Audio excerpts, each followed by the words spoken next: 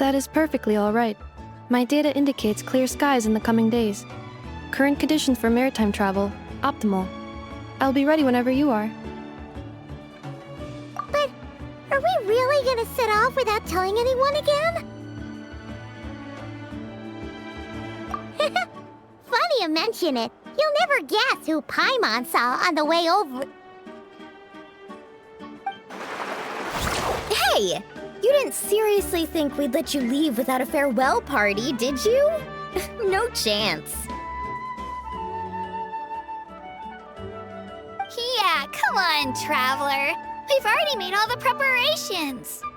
And most importantly, how dare you try and slip away without first paying your respects to the almighty Dragon Lord! A little bird told us you'd soon be leaving for Krai. So, we asked Paimon to give us a heads up before the date of your departure.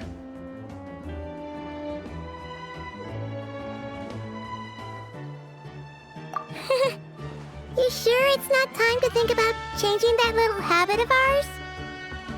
Don't worry, we won't keep you long. Besides, everyone's there already. Chaska, Ian-san, Auroron, even the Pyro Archon herself. You're invited too, Inefa. Shilonen has a special gift for you. Accompaniment request accepted. Shilonen demonstrates excellent massage technique. My impression of her is exceedingly positive. Wait, so robots like massages too? Or is it just that Shilonen really knows how you're wired? Alright, enough with the chit-chat. Let's head to the venue. Woohoo! Party time!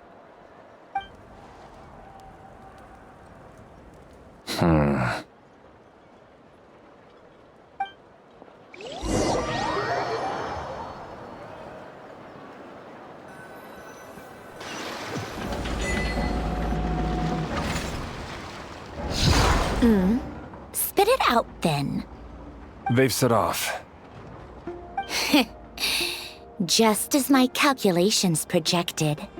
About time I met this variable in person.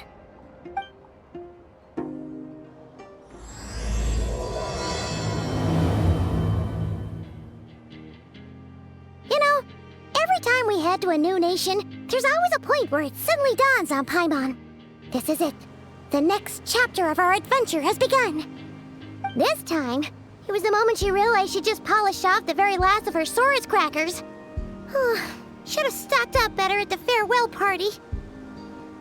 In other words, Paimon has marked the geographic coordinates from 2 minutes and 40 seconds ago as the boundary between Natlan and Krai.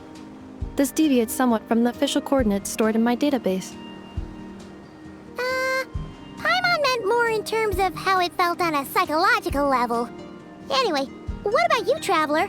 When did it really sink in for you? Huh, that actually kind of makes sense. What about you, Inefa? Come to think of it, maybe we should be asking the other way round. So, when you came over to Natlan, what was the moment you felt like you'd left Krai? In that case, probably when my sensors could no longer detect the moon's power. The moon? You mean that one we can all see in the sky? Negative. I was referring to... here we are. Paimon, Traveler, we have arrived in Krai. Oh, wow!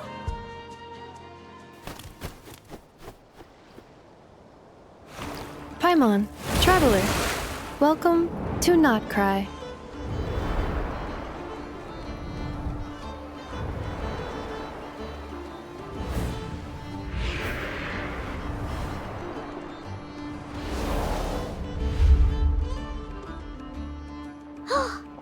That must be Nasha Town up ahead!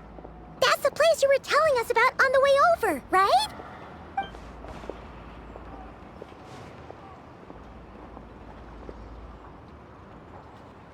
That is correct, Paimon. It is also the most bustling commercial hub in all of Krai.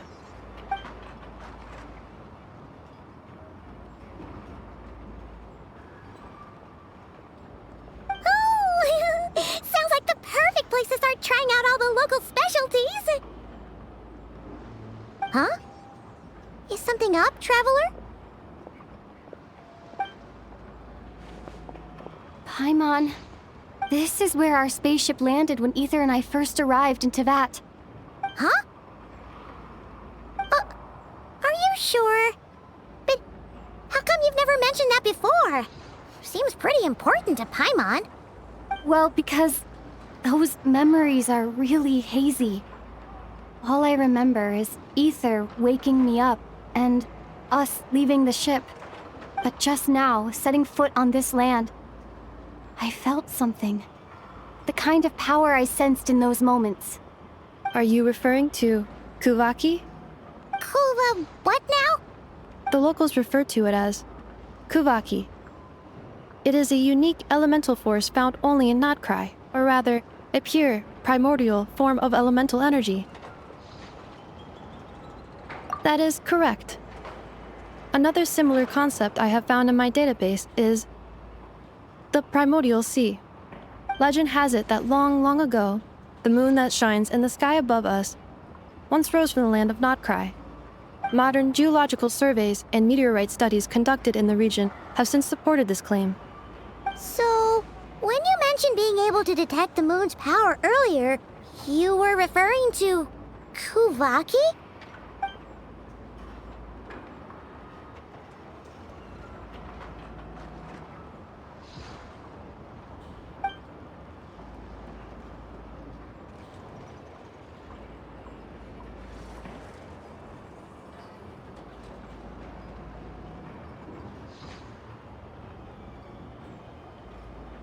Wait, Traveler, you're saying we might actually find your spaceship here?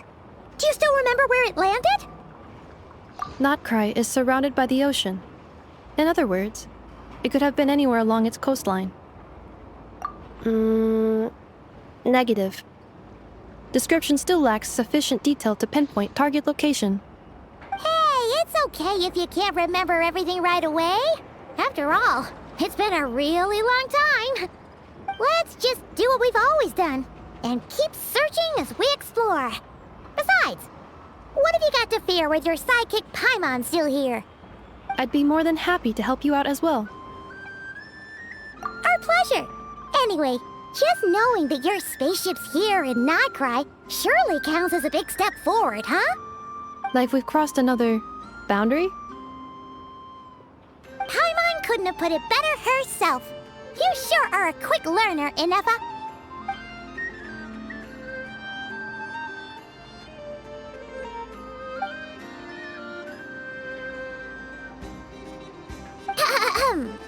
Well, as the best guide in the whole of Teyvat, Paimon hereby does solemnly declare, Krai, here we come!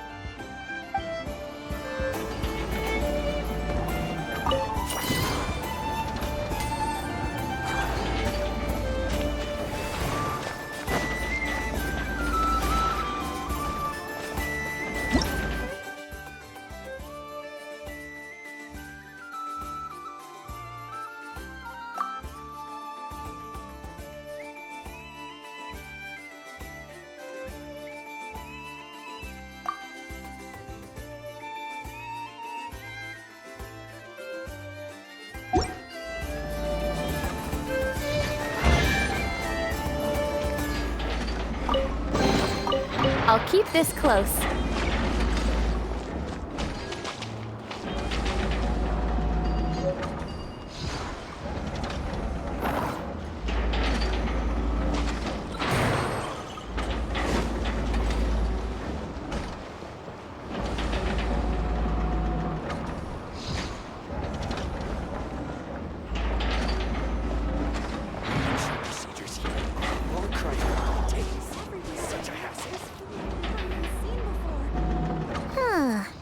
It just occurred to Paimon, if we were looking to put out a missing spaceship commission, or to learn more about Krai, wouldn't it make sense to drop by the Adventurers Guild?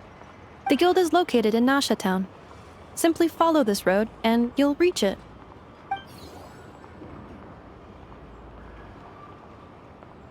Huh? What in Tibet is that? Looks kinda like a sealy, floating around in the air like that. That is a kuhenki, a species unique to the land of Krai. A kuhenki? Does she have something to do with the moon, too? Indeed it does. According to the Frost Moon Scions, the indigenous inhabitants of this land, the kuhenki, are said to be familiars of the moon goddess, leading those who walk in the moonlight's glow to things of great importance. The moon goddess? Don't all people here worship the Tsaritsa? Although Krai lies on Snezhnaya's border regions, the people here have held their own unique beliefs since time immemorial. As I mentioned, everything in this land shares a deep connection with the moon and the sky above. The beliefs of the Frostmoon Scions seem to date back to the civilization of the angels. According to the documents in my database, even the 7 Archons did not exist at that time. Wow! So the origin of their beliefs goes back even further than the Archon War? Correct. At some point, you may come across some statues of their goddess. The Frostmoon Scions carved these as well. Hey! Looks like she's floating away! I suggest you follow her.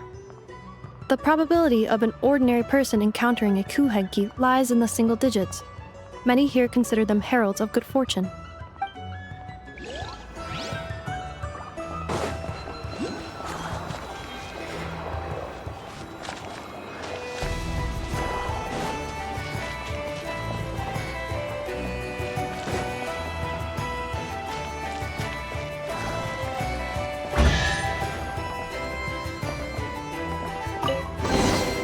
Is this an answer from this world? Is this a travel guide? Huh, it actually led us to something useful.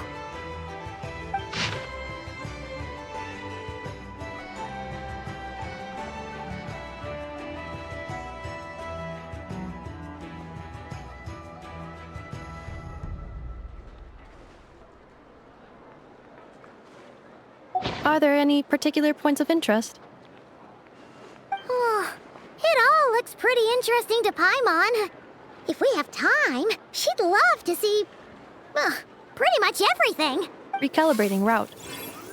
If we keep following the current path, we will arrive at an area of scenic beauty. From there, we will be able to identify both the Adventurers Guild and several must-visit specialty stores. Yikes! Why is Paimon suddenly getting the feeling that if she doesn't step it up soon, Ineva's gonna put her out of a job?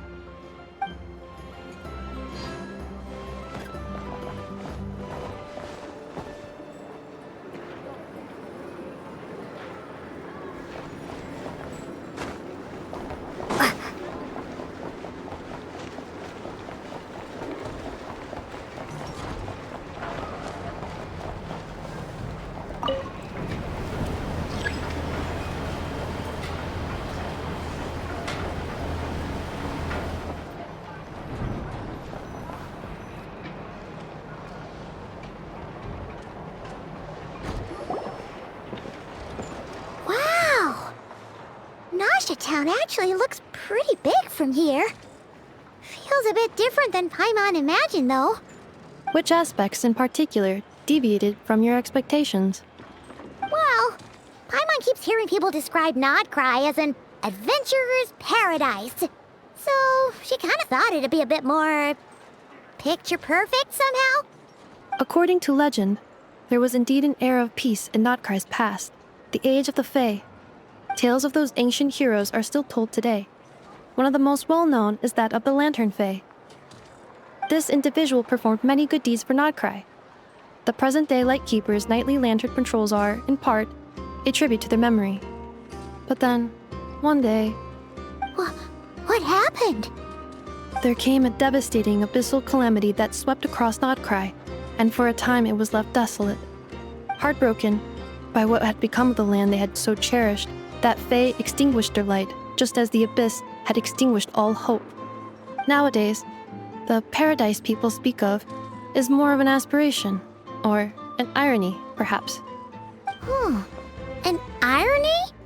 Today, no official authority governs Notcrai. In theory, at least, it is somewhere a person can do whatever they wish, and become whoever they want to be. The Adventurers Guild is just over there, in Nasha Town's Central Plaza, and the flagship tavern is over that way.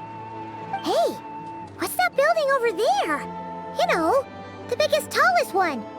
That is Aino's Blast Kuvaki energy cannon.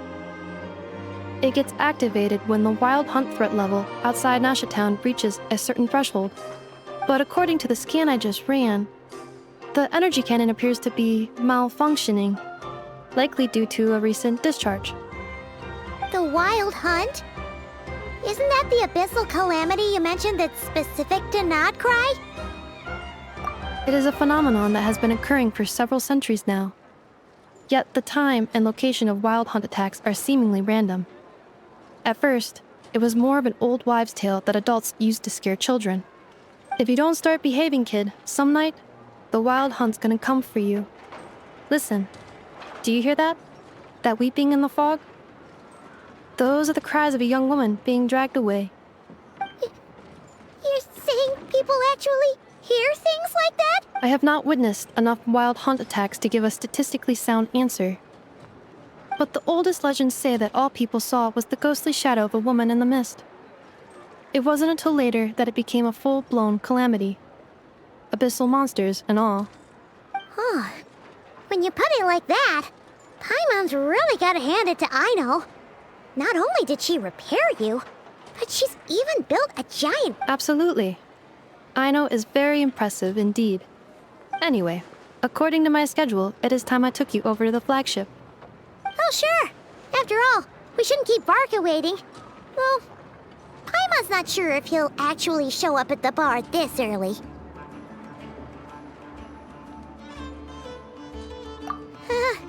You're right about that.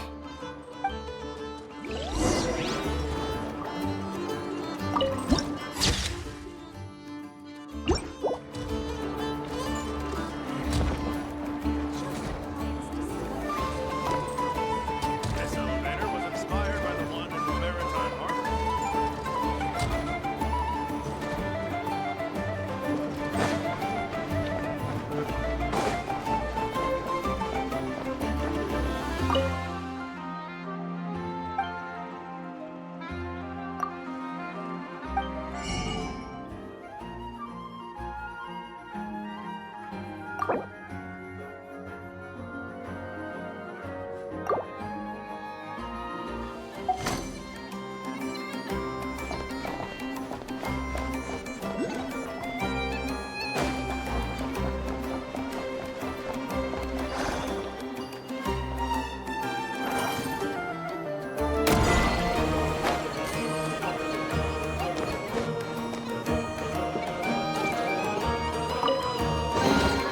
I'll keep this close.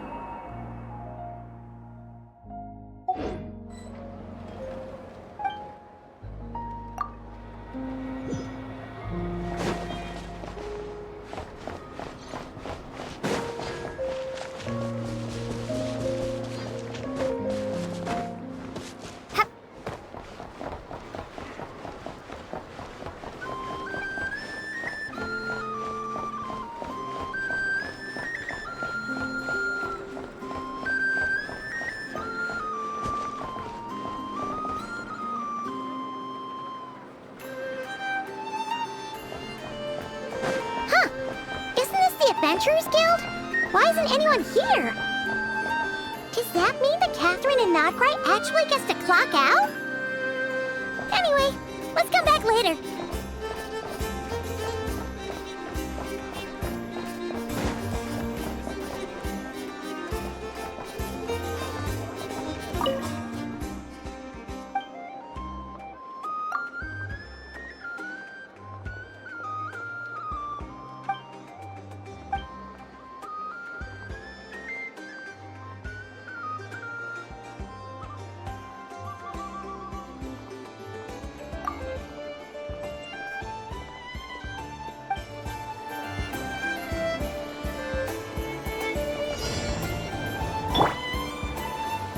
Try and stop me! Incinerate! This research looks promising indeed.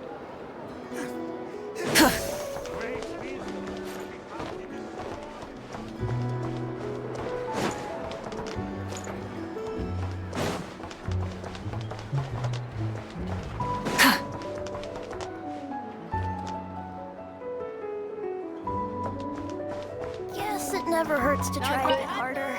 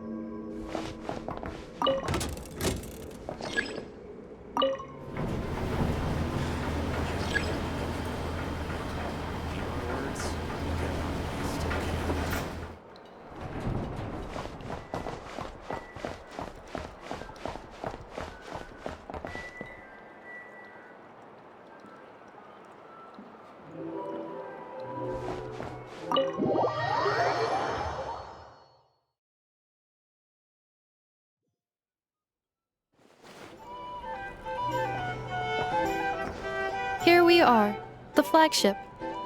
Varka told us to meet him here in his letter, right? Let's see. Varka? Varka! No matches, I identified. Huh. So he isn't here after all. Oh, guess we never did actually say we'd be arriving today. Hey, why don't we go ask the owner? If what they say is true, Varka's drinking prowess must have left quite the impression.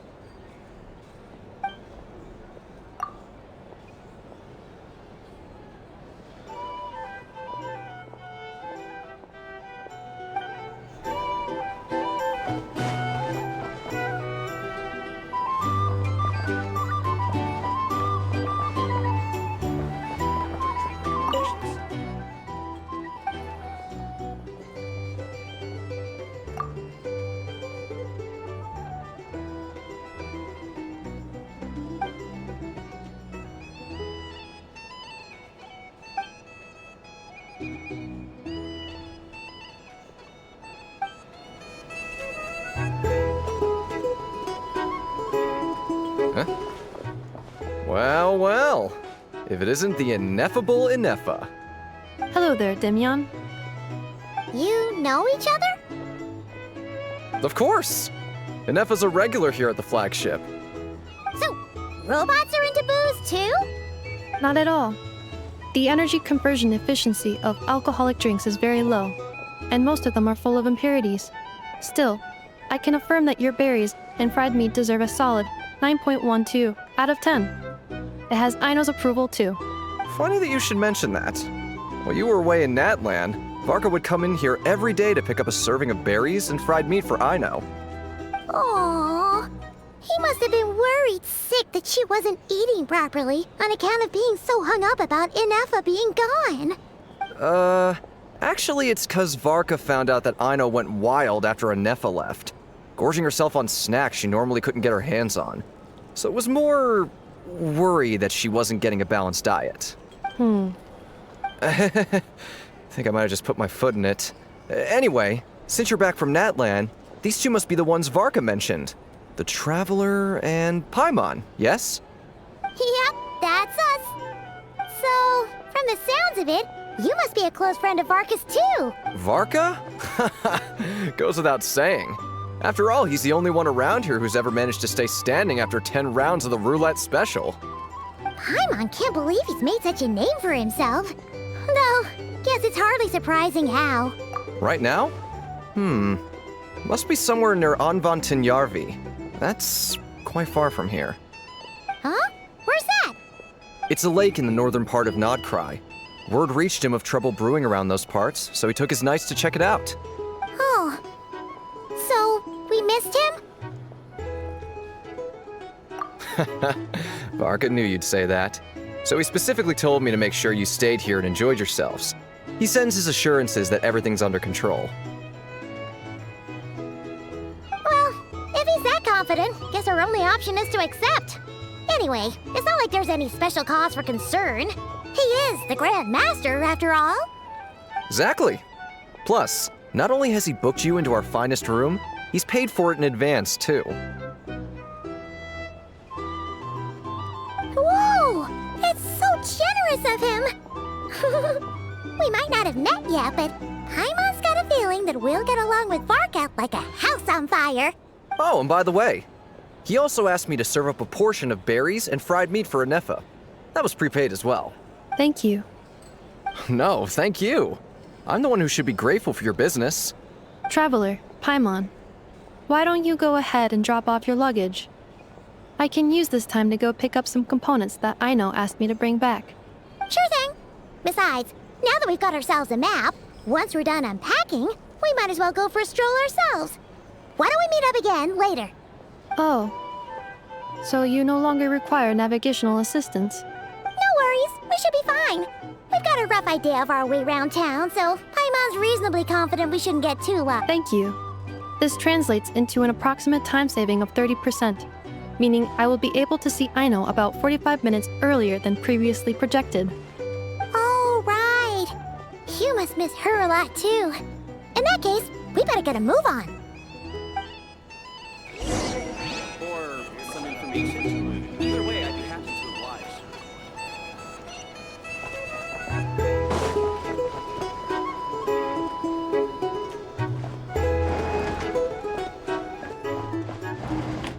It's so noisy here. Back in my day, we'd...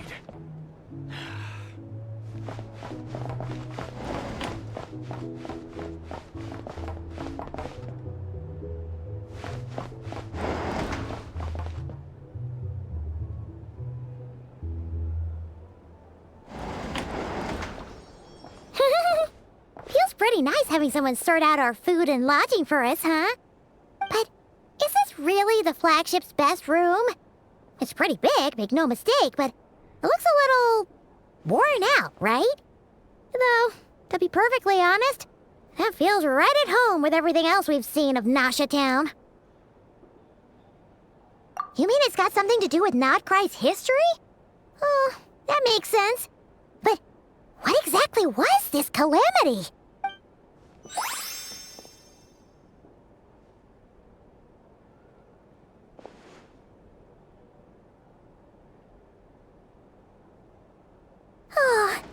Should we try the berries and fried meat too? Paimon's getting hungrier and hungrier every time someone mentions it.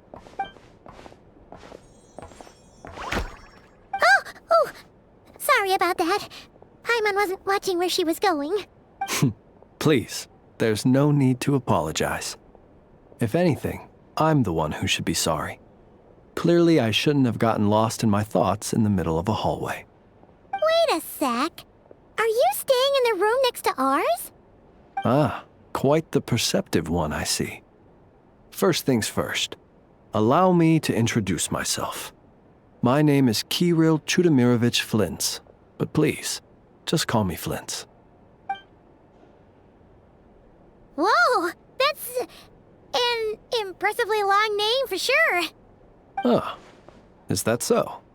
Names like mine ought to have been fairly common in Snezhnaya, at least in the past. Would I be correct then to assume that the two of you are travelers in this land? Yep, you sure would be. Paimon is... What a rare honor it is to meet such worldly travelers. Are you here for travel too? If only I had the time to spare. No, I'm just staying the night. Oh, so you're here for business? That's certainly one way to put it. I'm a Ratnik of Krai, normally stationed near the burial grounds to the north. My sole cause for being here today was to repair this lantern of mine.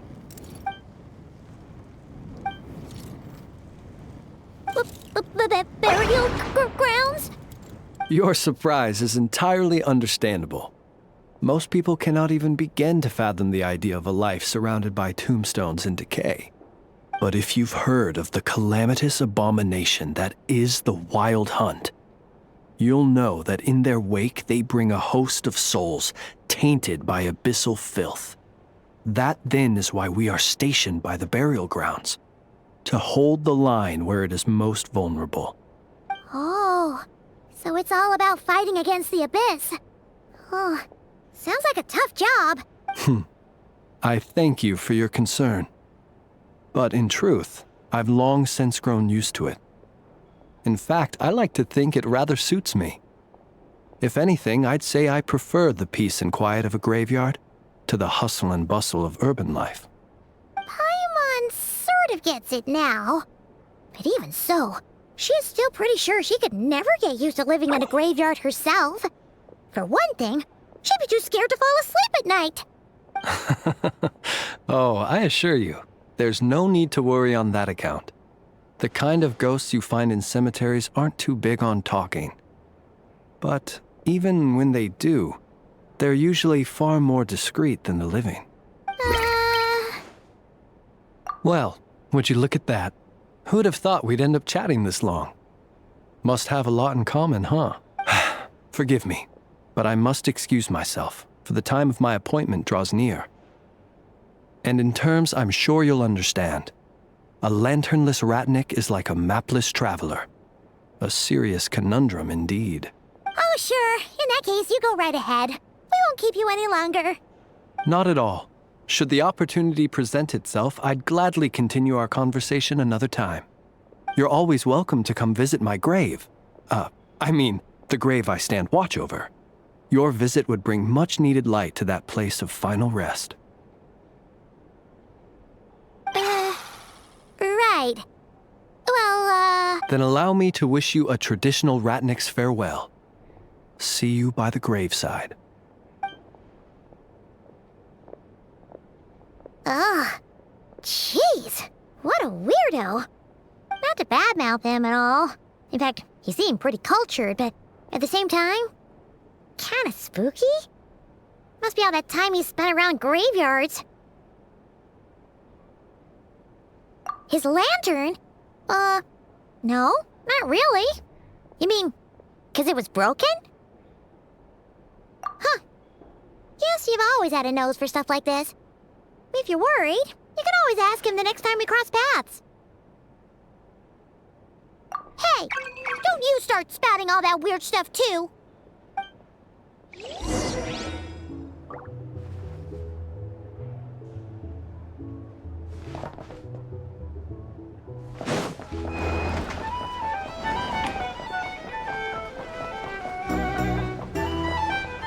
the thing. You can't live life without a little spice.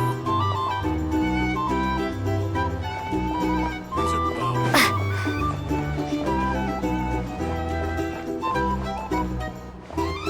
A drink? Or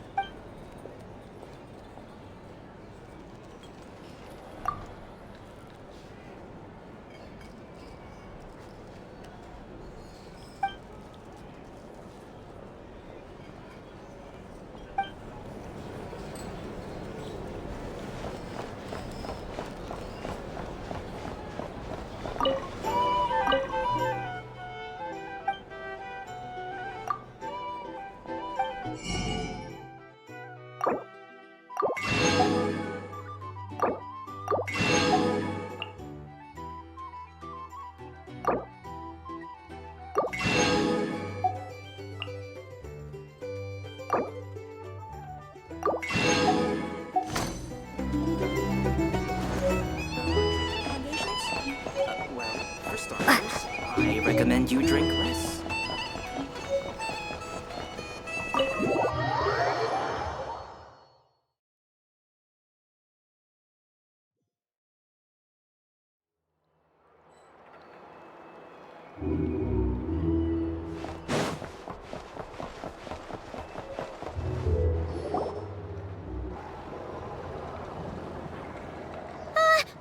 Paimon almost forgot something super important.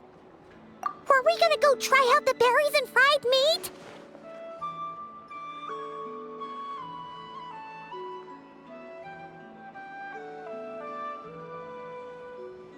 But now, heading all the way back to the flagship feels like such a waste. Please, accept today's boon. Come night or day, may the blessings of the moon goddess shine down upon you. Huh? What's going on over there? Wait, free food? Wow, the people here are so nice! Quick, let's grab some too. Paimon's super curious what their food tastes like. Moonlight illuminates the path before you, travelers from afar. Huh? How'd you know we were travelers? Just now were a song the birds in the sky, singing of your wanderings. You are no ordinary guests, it seems. The birds and the... what now? Forgive me. I should not have laid the words of others out as a welcome mat for our very first meeting. You, too, must be wondering who I am. I am Lauma, moon chanter of the Frost Moon Scions. Please, as do our followers and other passers-by, accept today's boon. Happy to oblige. Paimon's name is Paimon, and this here is the traveler. Thanks so much for sharing your yummy food with us. We'll take one each. Think nothing of it. These fruits were the finest we found, delicacies gathered in the wake of the morning dew.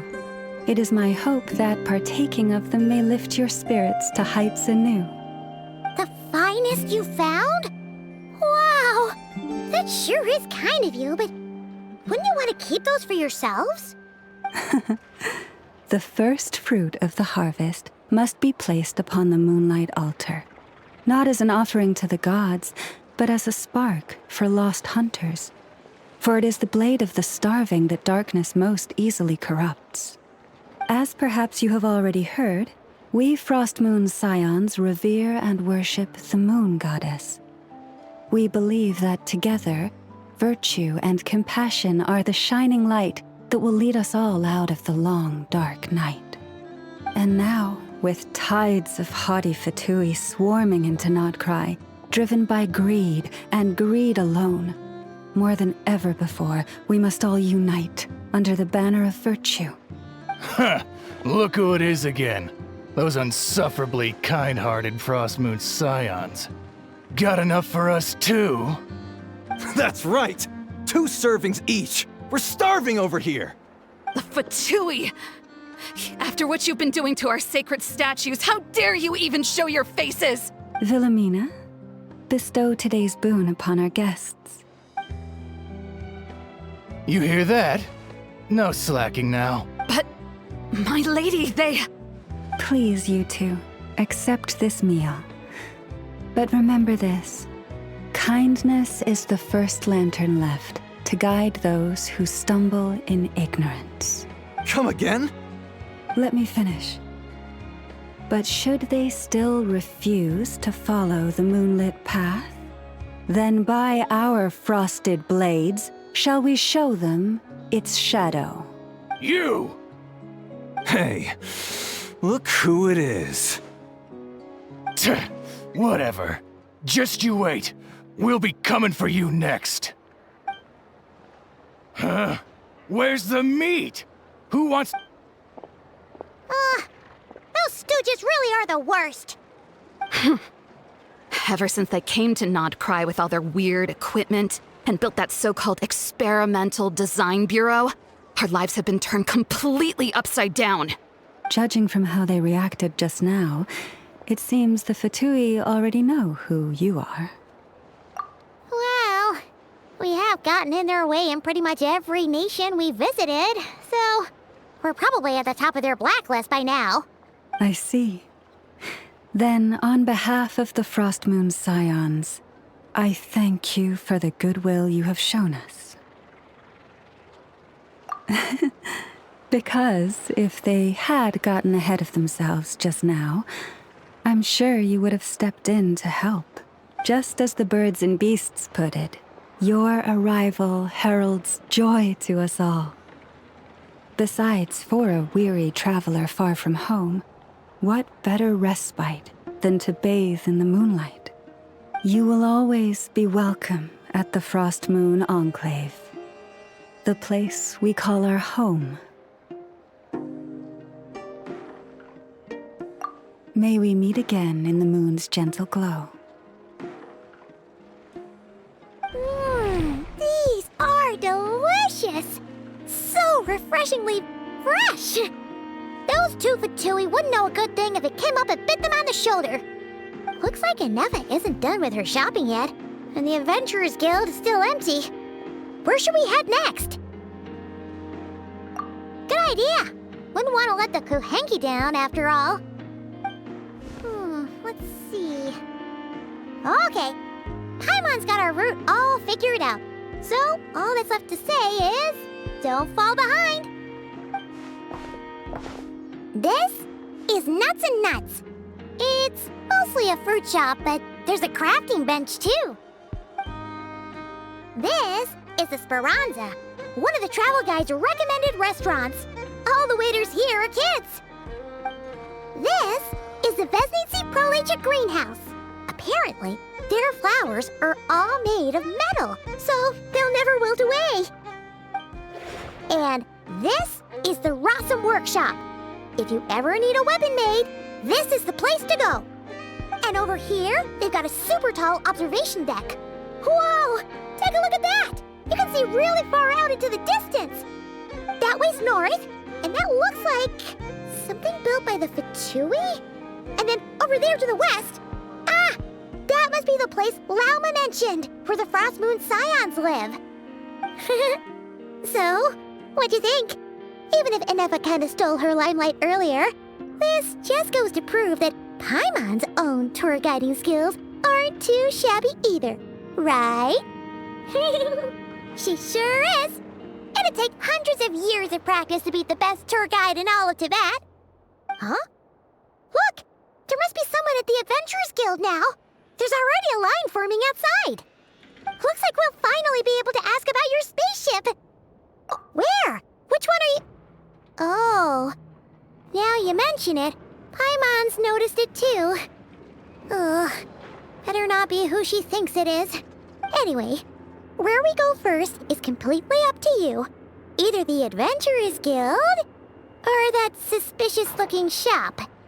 A word of warning, though. If we step into that shop, be sure to keep a very close eye on your Mora.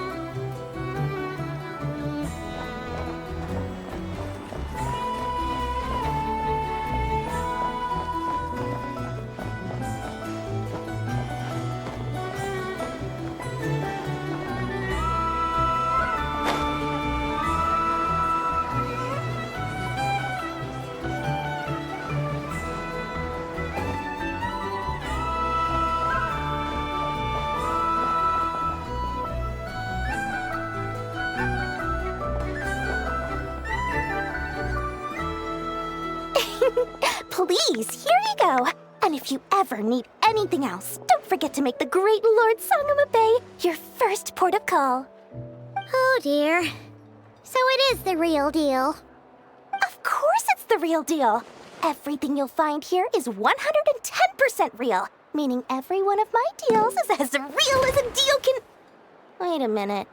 Well, if it isn't my two most valued clients! And with no small thanks to your munificent patronage. Come. How could you just sneak into Not Krai like this without telling your dear Lord Sangama Bay? If I'd known earlier, I would have made an absolute pulled out all the stops to ensure that your boat ride over was as comfortable as humanly possible. Thank the Archons we didn't tell you. Oh, come now. You know as well as anyone how impeccably and conscientiously above board I am when it comes to doing business. Well, regardless of whether that's true or not, the main issue here is that we had no idea you had a branch in Not Krai.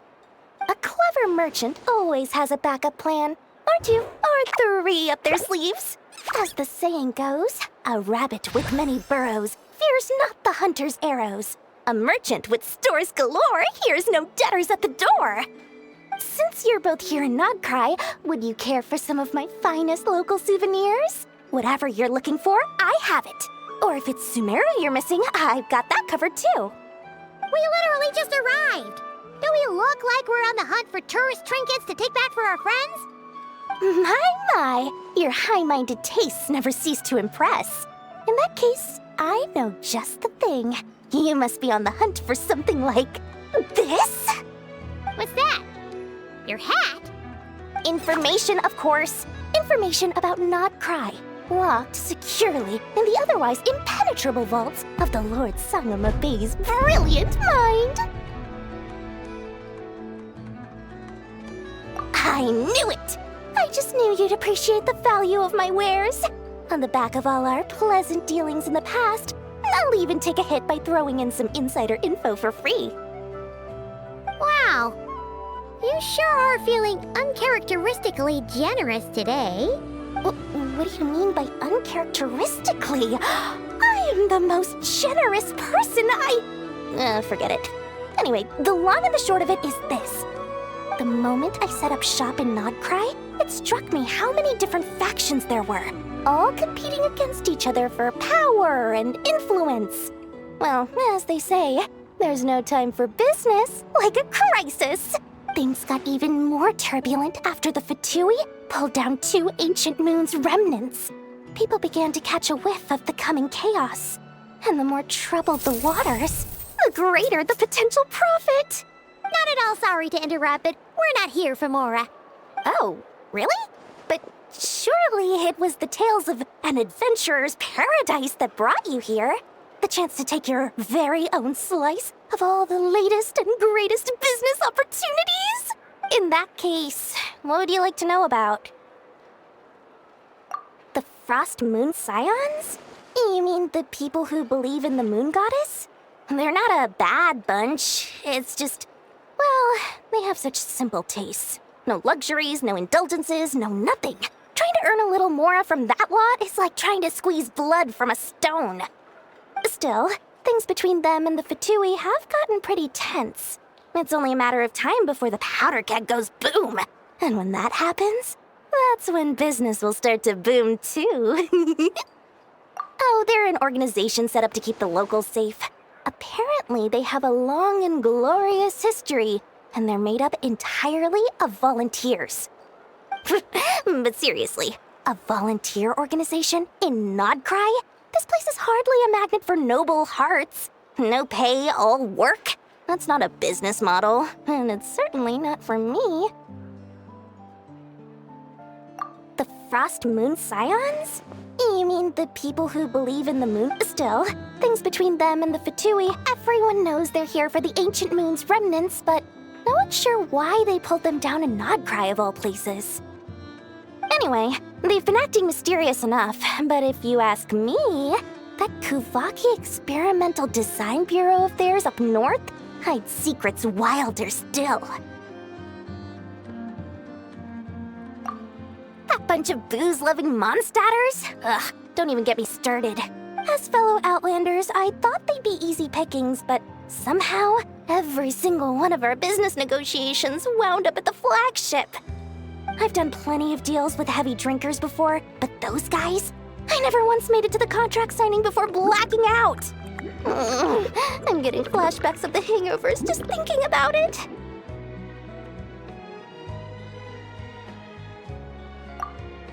What now? A spaceship? Nope, never heard of anything like that. Don't you two get involved in any big business here without so much as a heads up, you hear me? At the very least, consider letting me in as a key investor. Oh, I almost forgot to mention. Sooner or later, you'll no doubt end up doing business with some other merchants in Krai. And someone's bound to mention a place called the Curatorium of Secrets. Listen to my advice. Do not, under any circumstances, go there, no matter how much trouble you're in. The Curatorium of Secrets? What do they get up to there? Just a place that handles all kinds of disputes. But the owner will charge you an absolute fortune, and she has a temper to match. Nothing like your friendly neighborhood, Lord Sangama Bay. You're not just saying that to stop your competition from undercutting you, right? When did that little pipsqueak get so sharp? And after I gave them all that info for free just to win them over. What do you mean? Of course not. I'm only thinking about your wallets. I mean, on behalf of your wallets. You're really not convincing anyone, you know. All right. Business is a cutthroat business. I won't argue with that. But I'm not lying about that boss lady. Not only did she make it into my top 3 people not to mess with in Krai, she's also in my top 3 people most eager to trade in favors. Seriously? It feels like you're just bad-mouthing your rival now. Fine. If you don't believe me, go see for yourselves. We might both be from Sumeru, but compared to hers, my conscience is so large, why, you could fill 3 whole palaces of Alcazar's array. But when you realize what I'm saying is true, don't say that good old Lord Sangama Bay didn't warn you.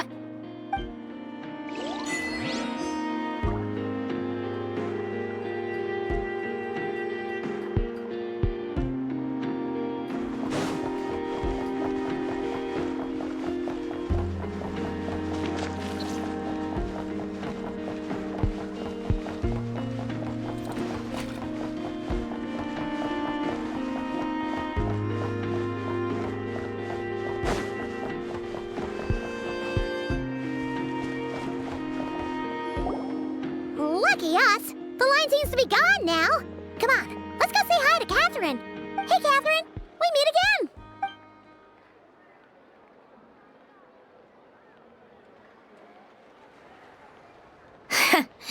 How ridiculous. Huh? They often say that mortals, shackled by their own flesh and blood, may fail to perceive the truth of this world, even when it is right beneath their very noses. Yet I had not expected to have the pleasure to witness such heights of absurdity firsthand. But Paimon must have gotten the wrong person? At second glance, you do seem a bit younger than Catherine, and you certainly sound a lot less friendly. A creator might forgive ignorance, but being mistaken for one of my own creations is beyond all pardon. Look very closely, for standing before you is none other than Marionette, 7th of the Fatui Harbingers. A Harbinger?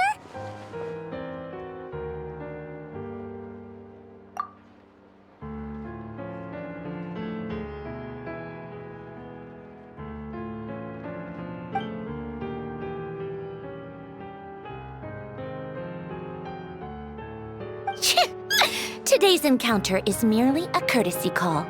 A friendly warning, if you will. You interfered with my work once before, with that little robot. I let it slide. After all, it was nothing more than a distraction, a side project at best.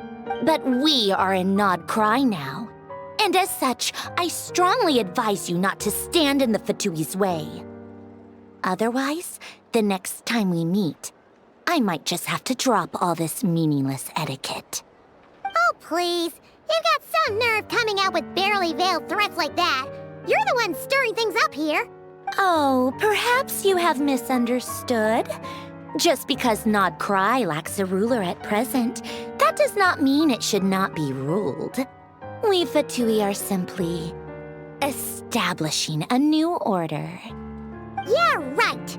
More like shady experiments, judging by your massive creepy research facility. I've said what I came to say. What you do next, only you can decide. So why don't you start by using your already limited processing capacity to calculate your even more limited options? And, being the refined young lady that I am, I shall indulge you just this once. Ad Astra Abyssosque. Welcome to Nod Krai, Dominion of the Fatui.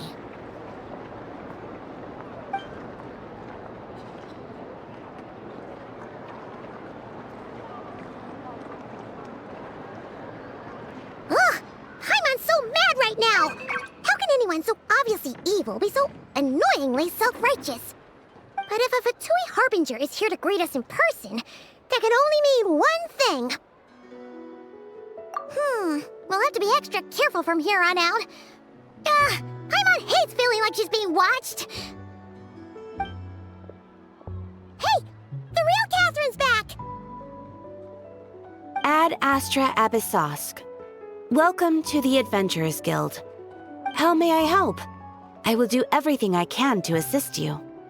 Oh, you're so much nicer to talk to, Catherine. Please don't leave us again, okay?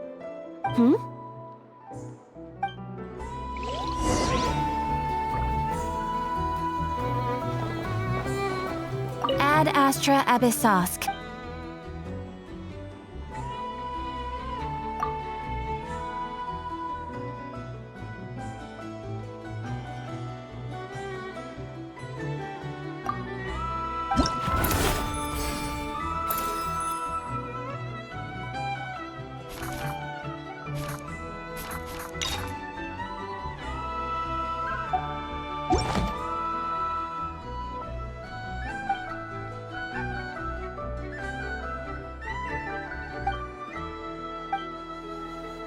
Ad Astra... Ah, traveler. You have come at just the right time. I have something for you. You're certainly very familiar with the kind of work we do. But I'm afraid this has nothing to do with any of the above commissions. Please take this brand new Adventurers Guild notebook.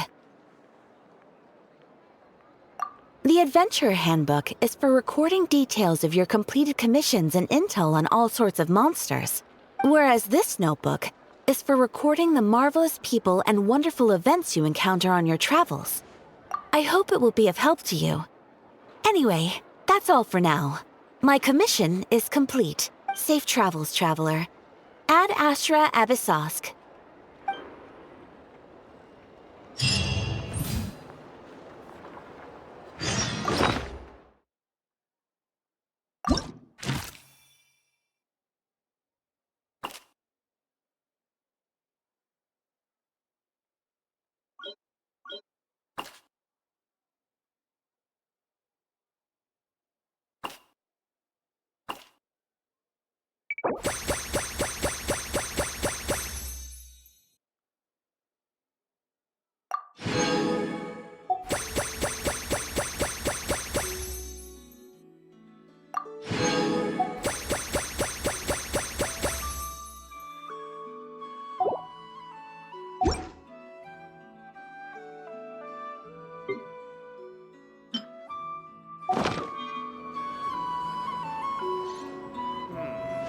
I better get me some alpacas.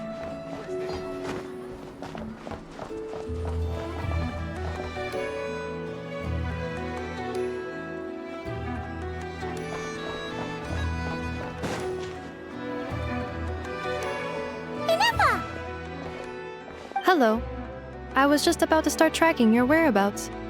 Did Did you manage to get everything Aino asked for? I did. What about you? Do you need me to navigate or introduce any more places around town? Not for now. We've seen most of it already. We probably need some time to process everything we've learned, though. Any progress with the spaceship? No. Catherine came back just now, so we asked her, but even she hasn't heard a thing. One possible explanation is the vast stretch of time that has elapsed. Additionally, given the limited resources available in Krai, it is entirely plausible that the wreck was scrapped for parts, or even mistaken for a pile of broken machinery. Aww. Understood. In that case, why don't we go ask Aino together? After all, she was the one who salvaged me, ancient dragon technology and all. If there really are any unusual parts floating around Krai, there's a high chance they've passed through her hands at some point or another. Good point. And since you keep mentioning her, we're curious to meet this whiz-kid mechanic too. Understood. Then I'll handle navigation as before. ETA at the Clink Clank Krumkake craft shop. 34 minutes ahead of schedule.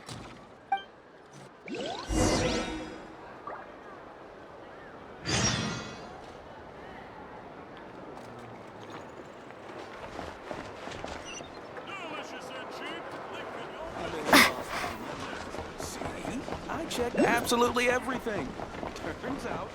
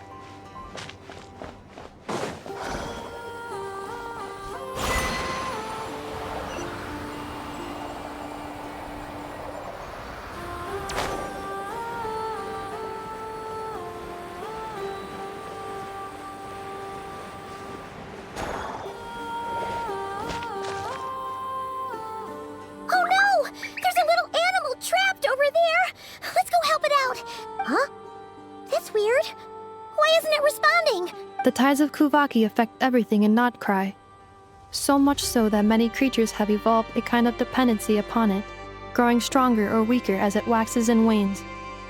This little animal must have been caught here unprepared. So you're saying we need to use Kuvaki? I'm gonna leave it to you guys then. Don't be scared! We'll get you out of there soon!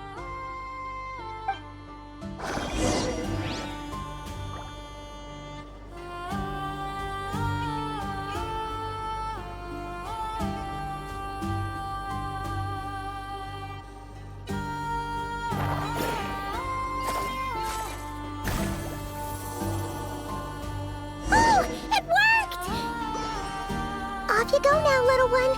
Don't go getting yourself caught again.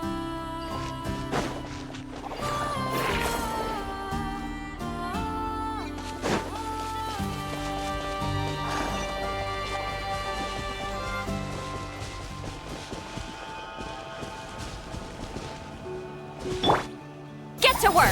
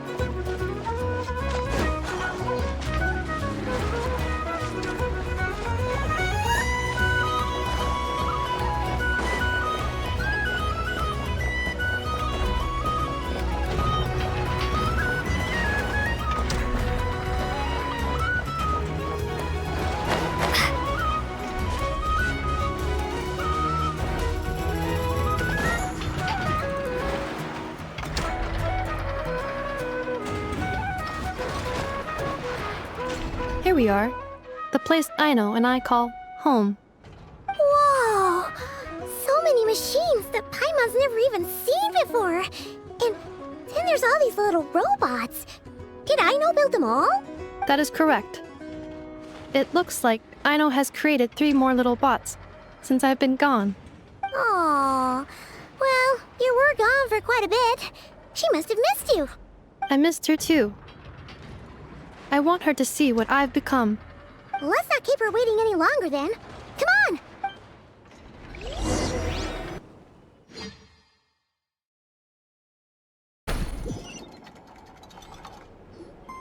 I know.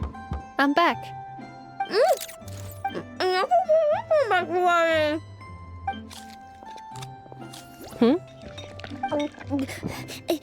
Ineffa? You're back significantly earlier than I expected. Like a whole 30 minutes at least. Everything went very smoothly, which saved me quite a bit of time, so I...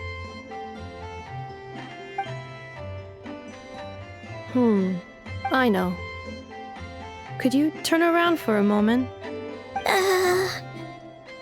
I know. I've been on my best behavior the whole time you've been gone. She's got chocolate all over her mouth. I know. While I was away, did you strictly abide by my tailor-made snack intake schedule? Oh, of course I did.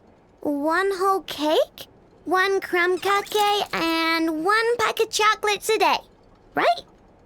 It was either a cake or a crumb cake or a pack of chocolates per day. Oh, shoot. When did you finish the snack stash I left for you? Literally just earlier today. Let me just go run a scan on that. I meant today, a week ago. And then you restocked an entire week's worth on your own initiative? 2 weeks worth.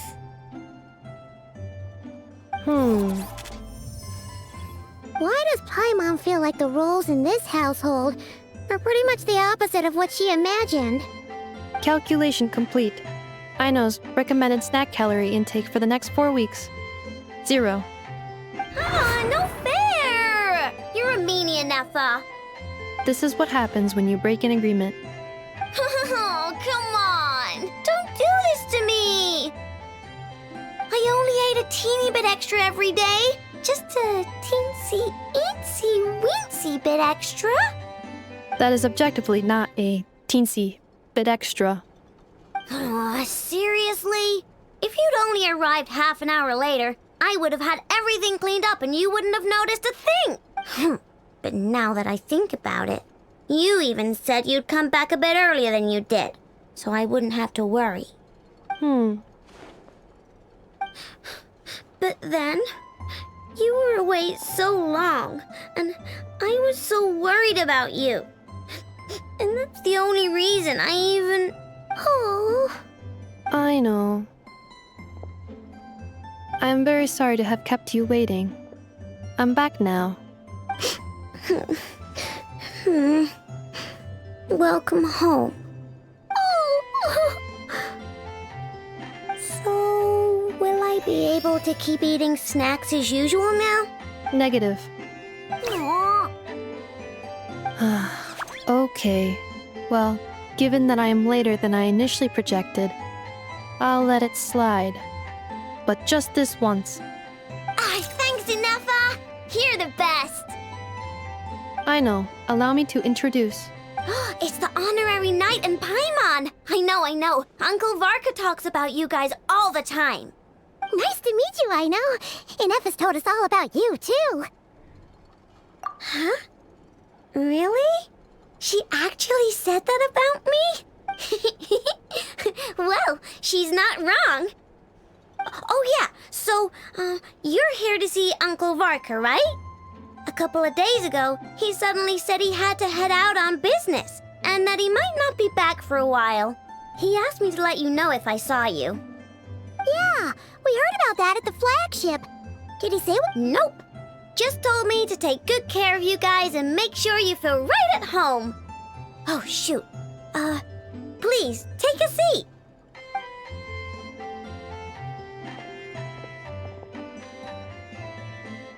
Do either of you need my help with anything? Anything at all? After all, I'm the head of this household. Sure wouldn't know it from that snack tantrum she just threw.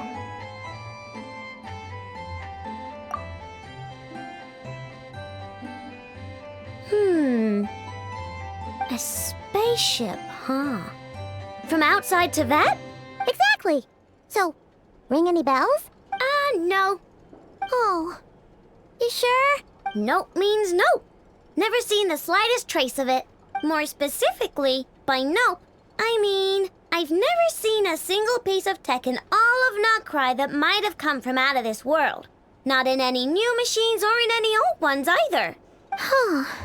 What I know means is that your spaceship almost certainly has not been disassembled nor repurposed as parts for other machines. Oh, so that's what she was getting at. Yep. I've taken apart pretty much all the fun stuff in this city at one point or another, but I don't recall ever seeing any components that were anywhere near that special. So, either your spaceship crashed somewhere it's never been found, or someone did find it and then hid it really, really well. But who would even do something like that? Beats me. Maybe someone who thought they could stash it away for a rainy day. Just like how I sometimes hide snacks in the...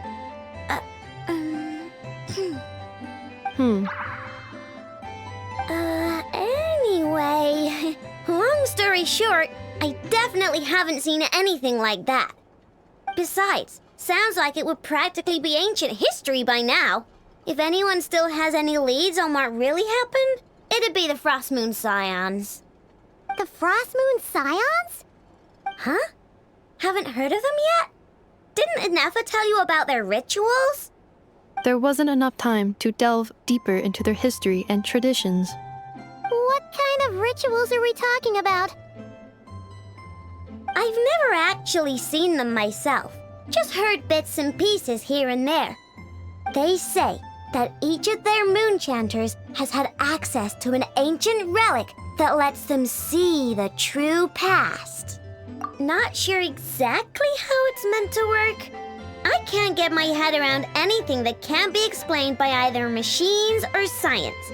And to tell you the truth, I don't like it much either. Looks like we'll have to try our luck with the Frost Moon Scions.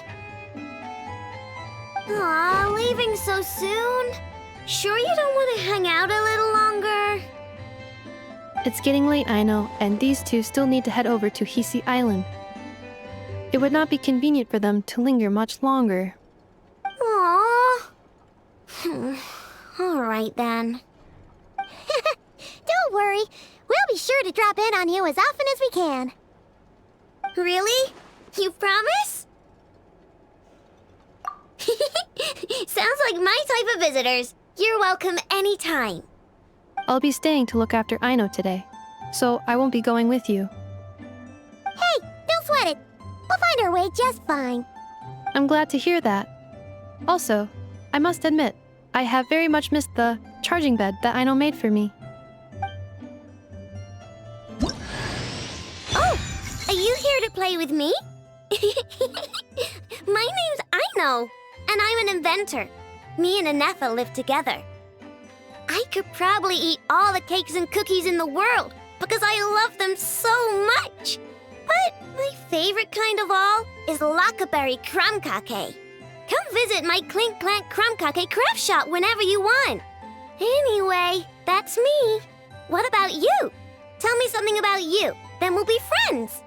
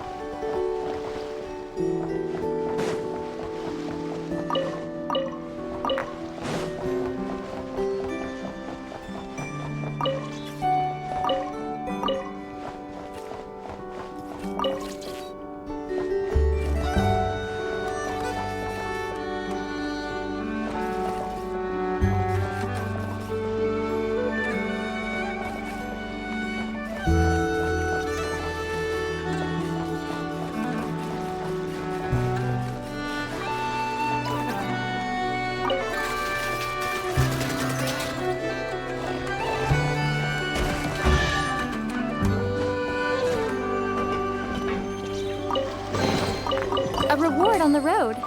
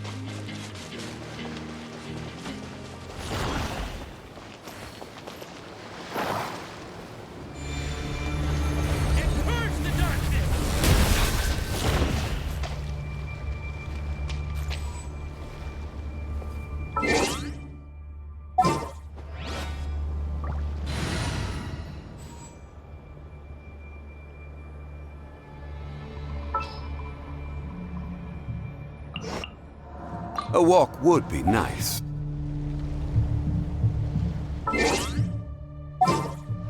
Many insects. Something's come up?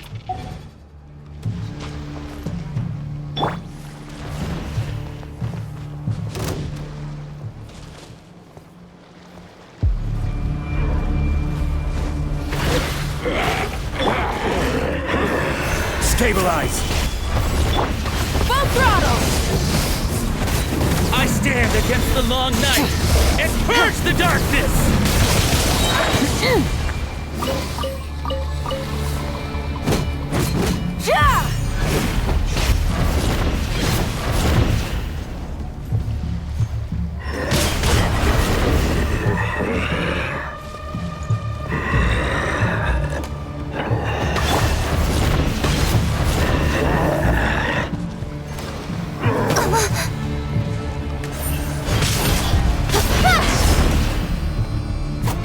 I stand against the long night and purge the darkness! With sword comes shadow. Strike them down! Pyroclastic surge!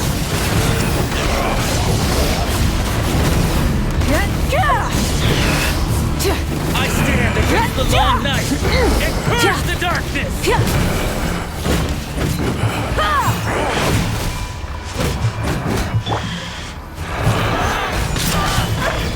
This is order.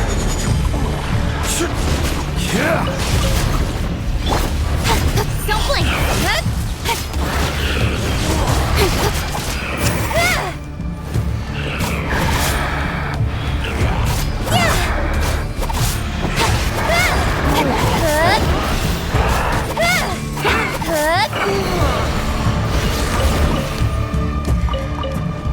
I stand against the long night and purge the darkness! Gather!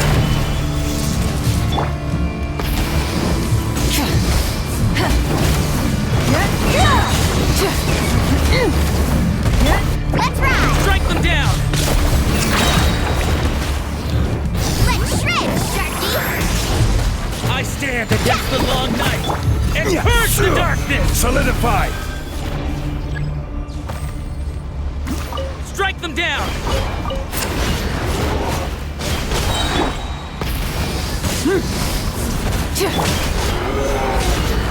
Order guide you!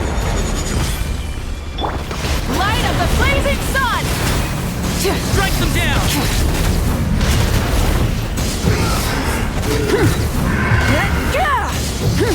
I stand against the long night and purge the darkness!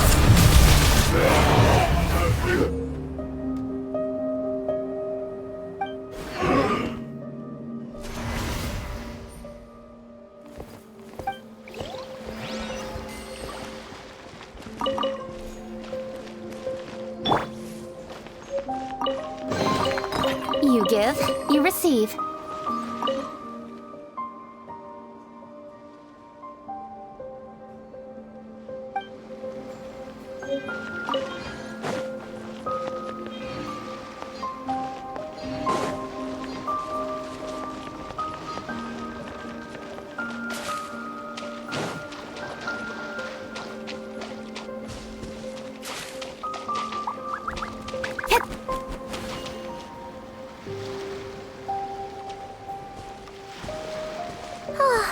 Seeing Anafa and Aino reunited like that sure was heartwarming. We should definitely hang out with them more in the future.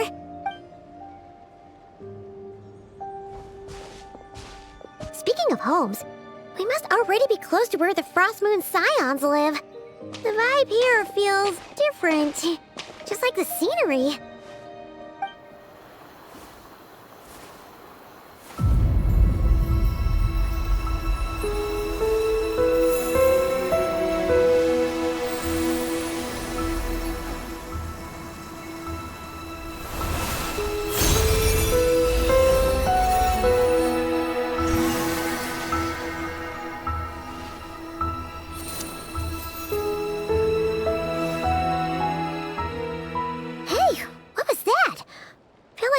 Sort of breeze blew by, and then the petals suddenly turned into...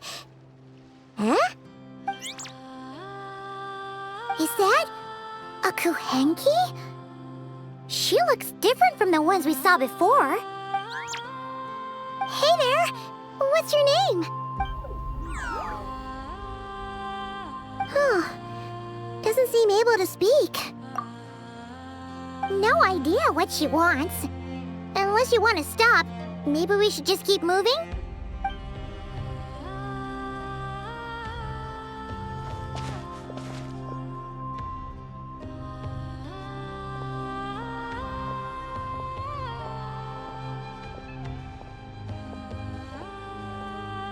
She's following us! Go on. Go on now. We've got stuff to do. Best you find someone else to hang out with. Hey! Don't make it sound like Paimon's some kind of meanie. Paimon had no idea what she wanted, okay? Ugh. Anyway, next time Paimon sees her, Paimon promises she'll be nicer. Seeing as we're on our way over to meet Lauma anyway, we can ask her about it while we're there.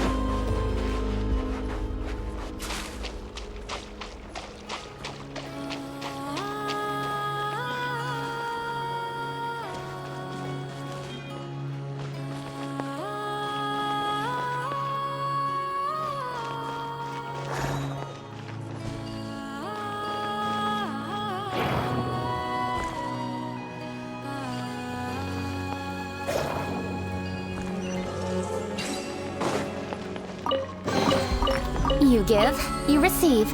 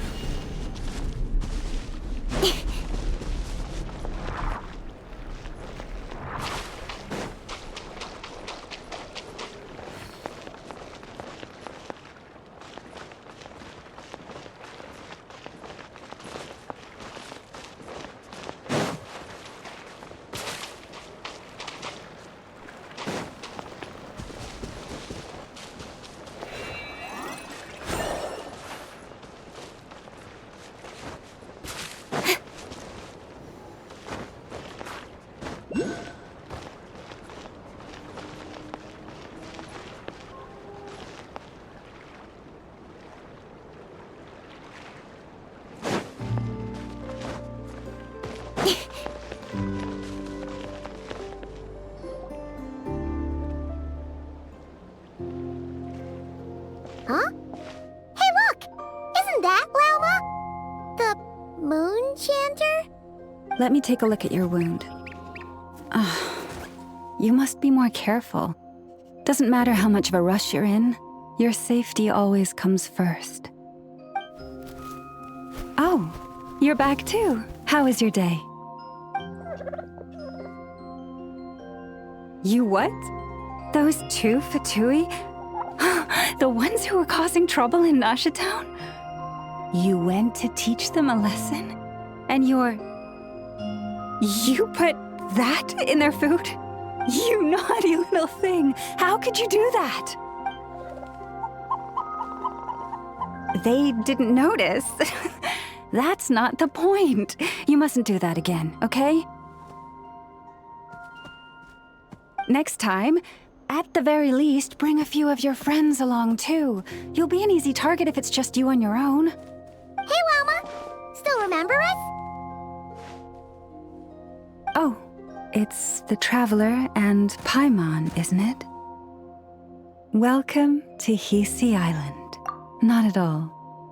Those who come with kindness in their hearts are always welcome with the Frost Moon Scions. Were you just talking to those animals? I was indeed. The Frost Moon Scions bloodline is unique, for throughout our history, there have been many among us who could communicate with all living things. What was that? Oh, is that so? She says she was trapped in a plant earlier, and that you were the ones who rescued her. She wants me to thank you on her behalf. Oh, it was nothing. Barely lifted a finger. If you both are free, why don't you join us at the Frost Moon Enclave for dinner? Consider it a small token of thanks for your kindness. We'd love to! And actually, we had something we wanted to ask you anyway.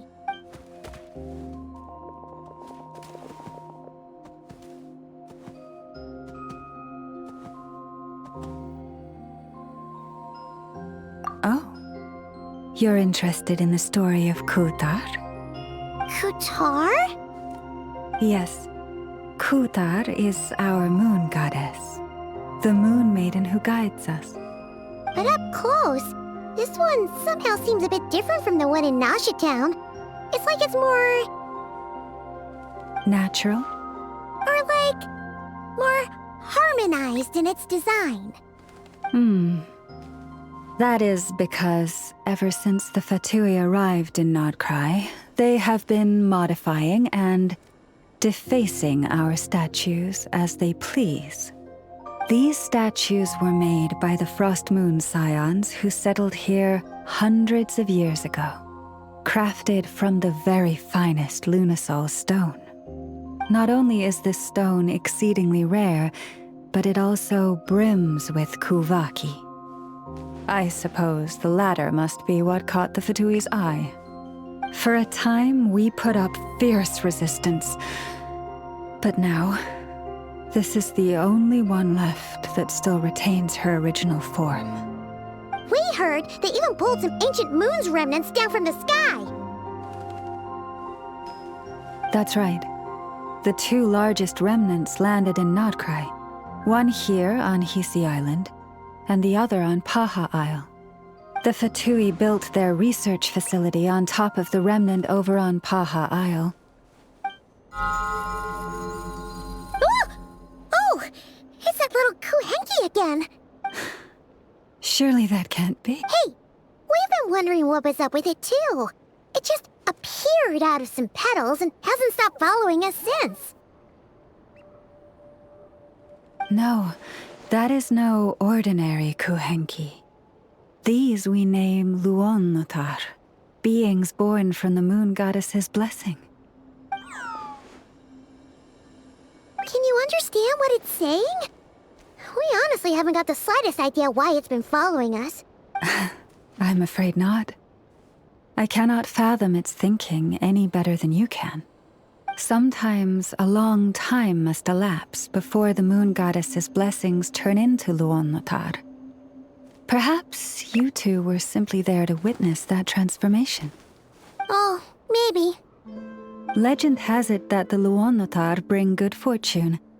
Given that it seems to have taken a liking to you both, why don't you let it come along with you?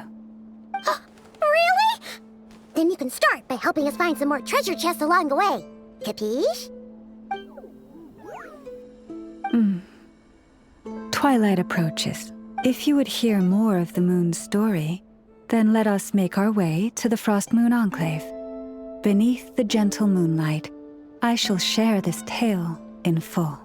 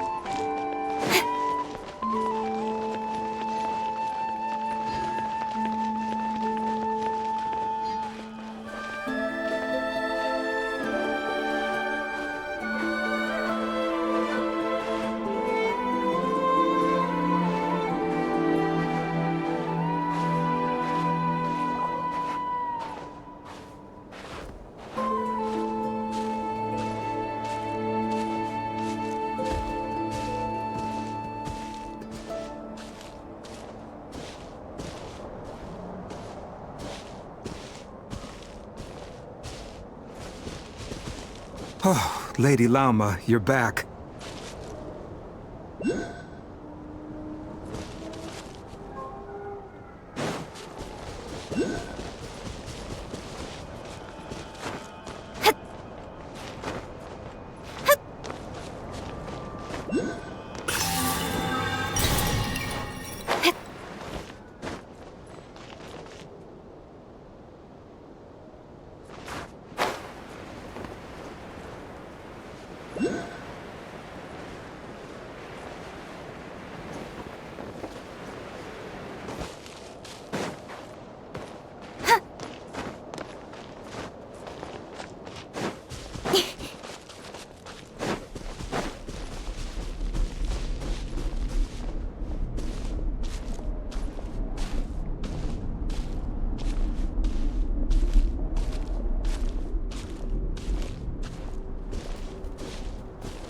Come day or night, may the blessings of the moon goddess shine down upon you.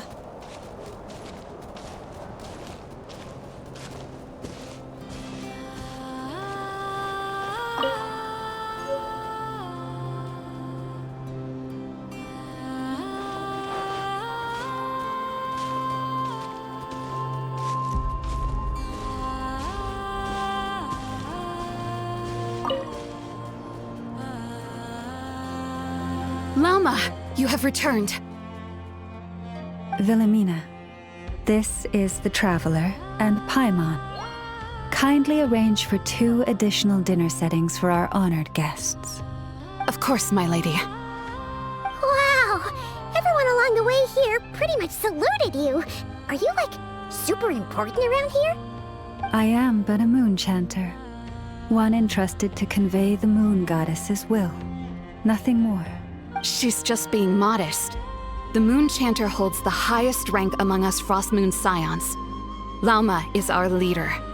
Wilhelmina? I know. I'll send word to the kitchen. 2 meals coming up. Whoa! Paimon had no idea you were such a big shot. It is merely that the unique traits of our bloodline have manifested themselves especially strongly in my person. That is no accomplishment of my own.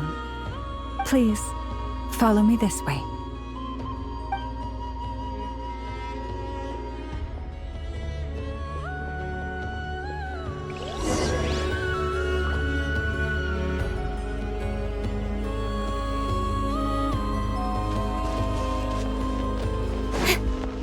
Prices like these are just outrageous.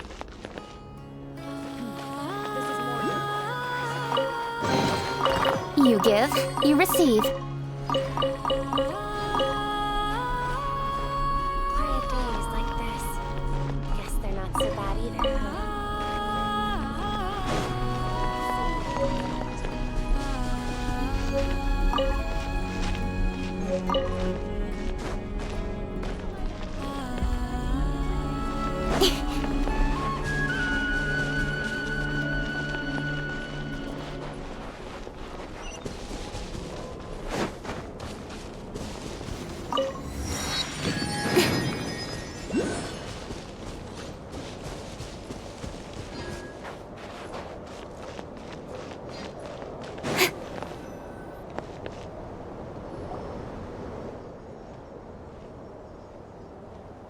Even to this day, I am still trying to piece together the many fragments of our past.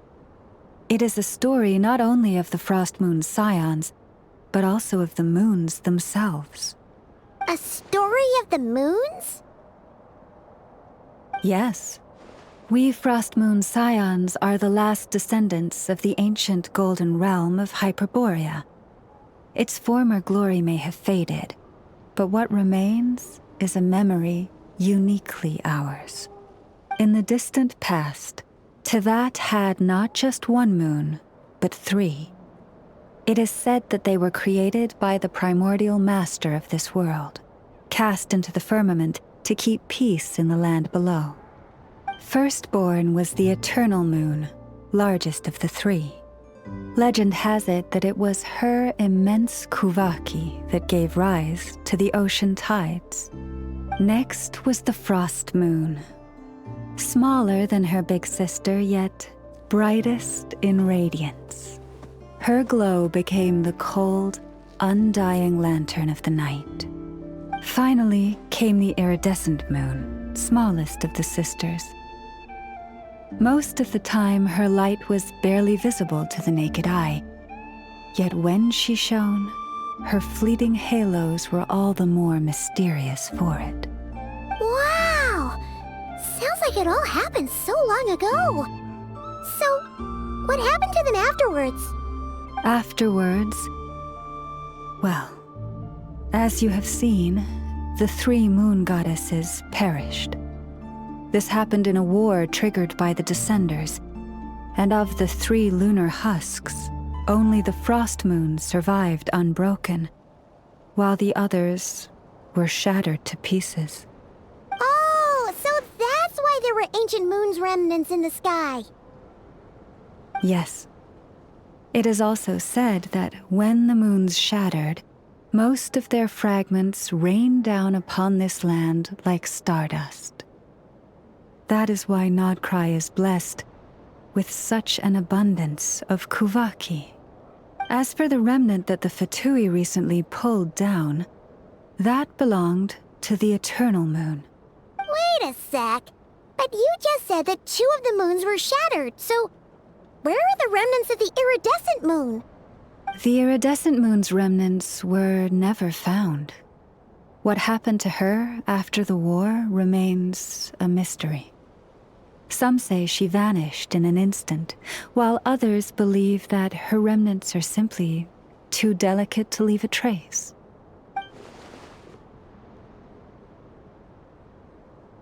Yet, though the era of the 3 moons has long since faded into legend, successive generations of Frost Moon Scions have always passed down a prophecy that one day the moon goddess would return. And in the end, that prophecy did indeed come to pass, though not quite. Lady Lama! Lady Lama, are you there? Cappy, what is the matter? Lady Lama, it's my daughter, Karina. Her illness. Take me to her, right away.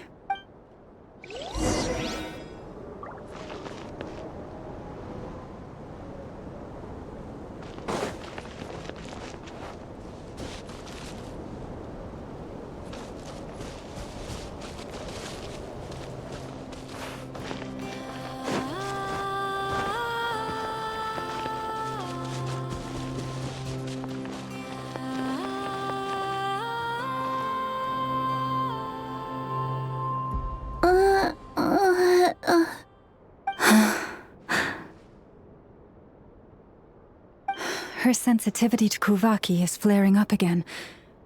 After her last treatment, did you follow my advice and seek medical help in Nasha Town? But those doctors are all Snezhnayan. They're outsiders, compatriots of those brutes who invaded our homeland. How can we possibly trust them? Not all outsiders are enemies, Cappy. They've been treating this condition for generations. They have the experience we lack. But we're Frostmoon Scions. Should we not remember what the outsiders did to our moons? Surely the Lady Kutar will reward our devotion. But Cappy, Kutar is long... This isn't the time for debate. O lost child, snow-swept and buffeted by the howling winds of the frigid night, let not the silver flame within you fade.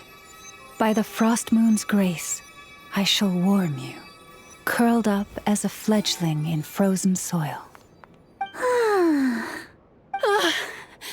Praise be to the moon goddess, my Karina. Remember, she must take powdered laka berries daily. It will ease her symptoms. Llama? Philomena, what is it? Dinner is ready. I see. Cappy, let her rest here for the night.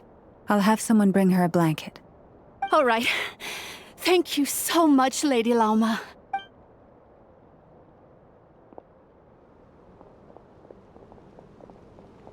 Will she be all right? Yeah. If there's anything at all we can do, please don't hesitate to ask. Thank you for your kindness. For now, though, Karina should be fine. She'll be feeling a lot better tomorrow.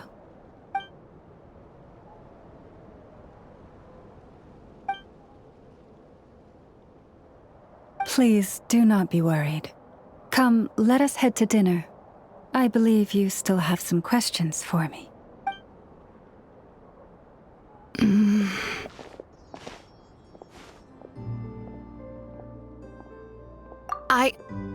Oh, sorry. Yes, I'll be coming too. I was just thinking about something. Oh? Lauma makes such an unshakable moon chanter. Calm, capable, someone we can count on.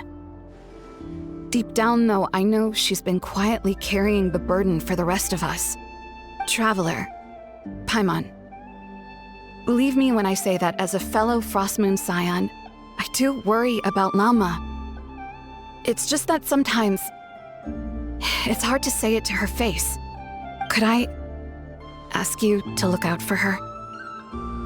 I can tell she really trusts you. I fear that would stress her out even more. Sometimes I really admire her strength, but at the same time, I can't help feeling powerless myself. This is more than a fair price already.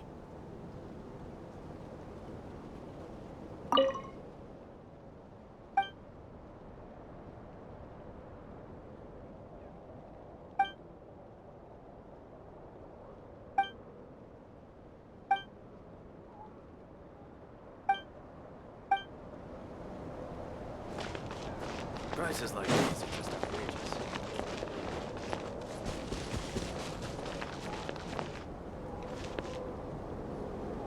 Phew. Paimon's so full. That was even better than the stuff you gave us before.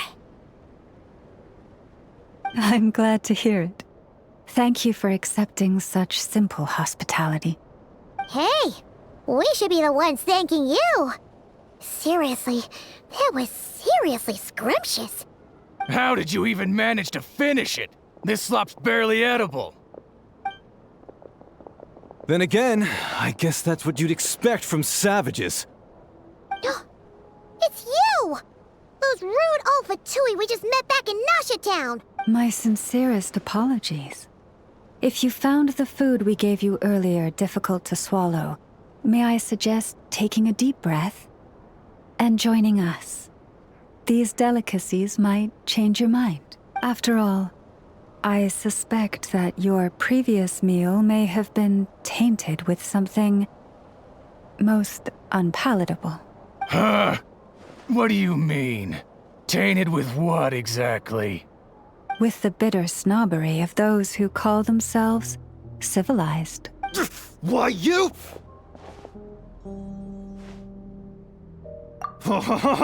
Looking for a fight? Sure, I'd be more than... Hold it! We're not here to brawl. Yet. We're here on official business. Orders from above. We're here to deliver the Frostmoon Scions a warning. Or rather, a final ultimatum. You have 3 days to hand over the relic and reveal the whereabouts of your so-called Kutar.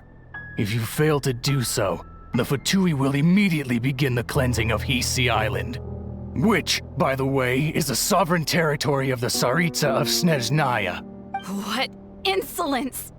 Your demands are outrageous! For generations, this land has belonged to the... Dear guests, allow me to save you both time and trouble with a speedy reply.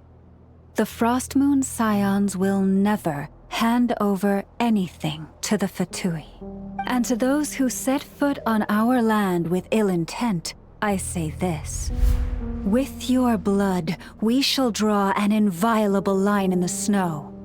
That applies to you, too. Stubborn savages, the lot of you!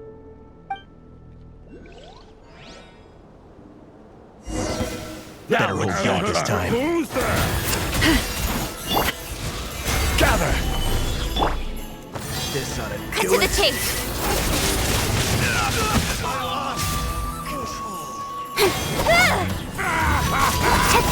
Rise with the sun!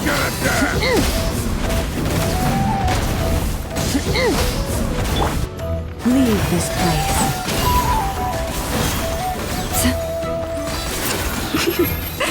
You're pretty sharp. You'll pay for this. Mark my words.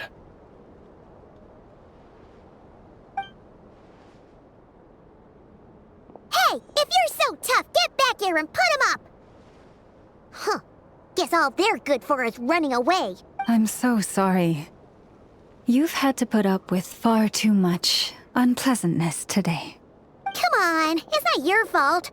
We don't like bullies like them either. But still, they mentioned a relic in Kutar. What exactly could they be after? Oh yeah, so this might not be the best time to bring this up, but we kinda have a favor to ask of you, Lama.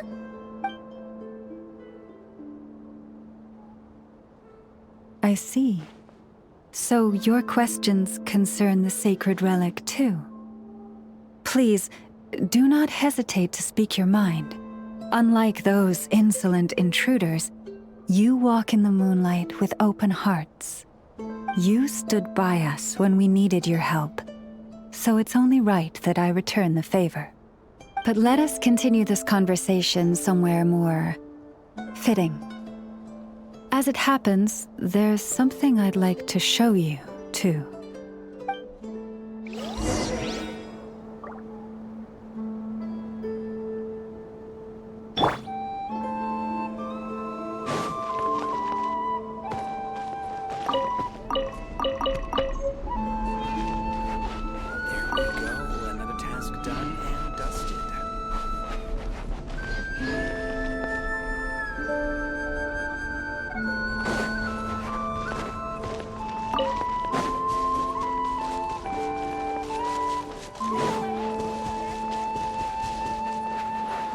Whoa! Now that's one huge statue! This is the statue of our goddess, the Moon Maiden Kutar.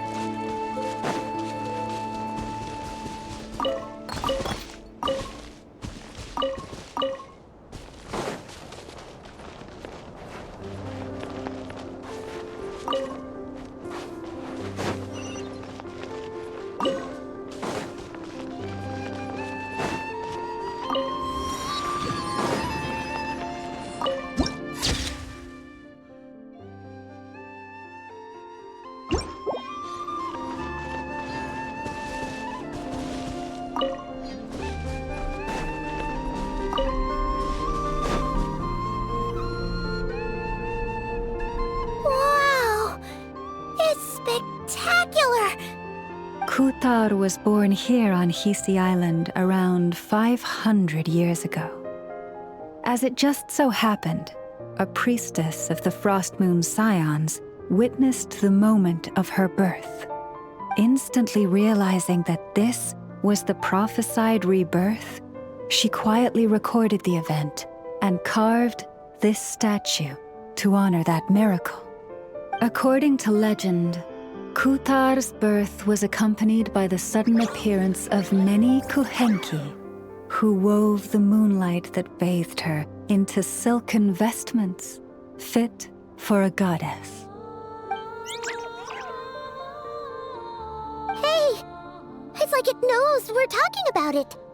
From that day forth, the Kuhenki have been regarded as Kutar's familiars. Some believe that their habit of guiding travelers to hidden treasure stems from an instinct. The same one that not only drives them to protect the moon goddess, but also to make her smile. After all, according to the records, Kutar always looked lonely as she gazed up at the distant moon.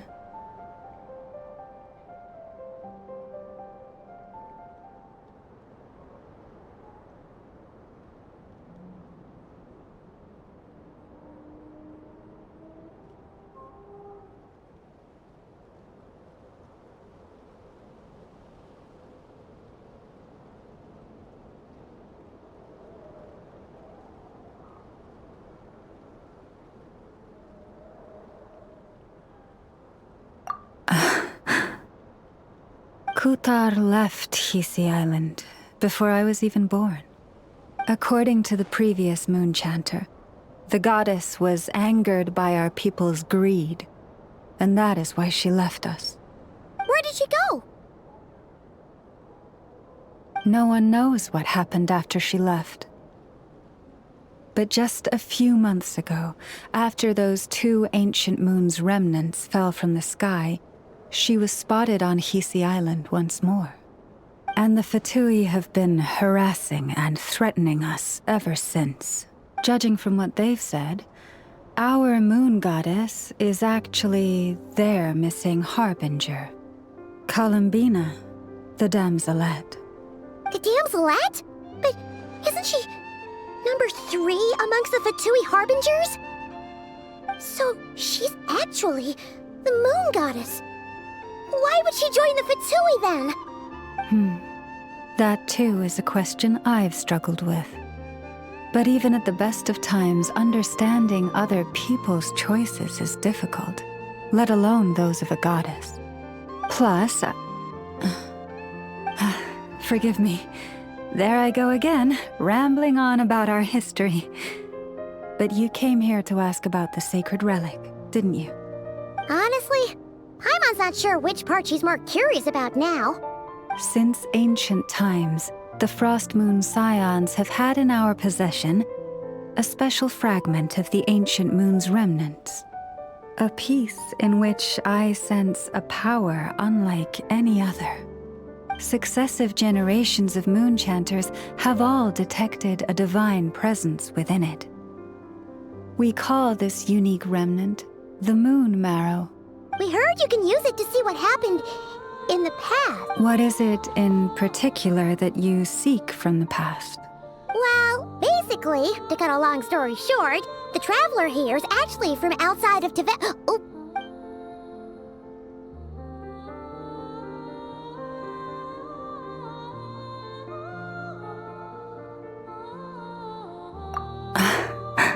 Thank you.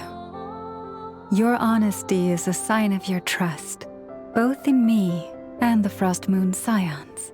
Unfortunately, though, I won't be able to use the Moon Marrow to shed light on your past just yet. Our people revere the Moon Marrow as a sacred relic. I'm only permitted to retrieve it from the secret chamber in which it is hidden once a year, on Moon Prayer Night. Oh, really? So, when's the next Moon Prayer Night? Judging from the tides this evening, a little less than 2 months. Huh? Does that mean the date changes every year? The ceremony is held on the night when the moon is closest to Tevat. This is also when Nodkrai's Kuvaki reaches its peak. Only then can the seal on the secret chamber be lifted. Oh, guess we've got no choice but to wait. I am truly sorry that I cannot help you sooner. But, as the Moon Chanter, I swear that I will do everything I can to help you find the answers you seek. Think nothing of it. After all you've done for us, you deserve nothing less. Who'd have thought today was only our first day in Nodkrai? Feels like so much has happened already. If I may be so bold, what does family mean to you?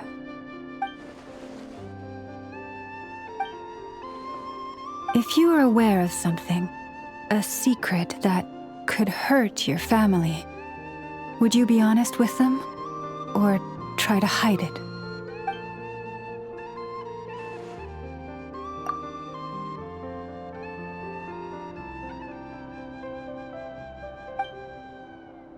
Oh, I'm so sorry.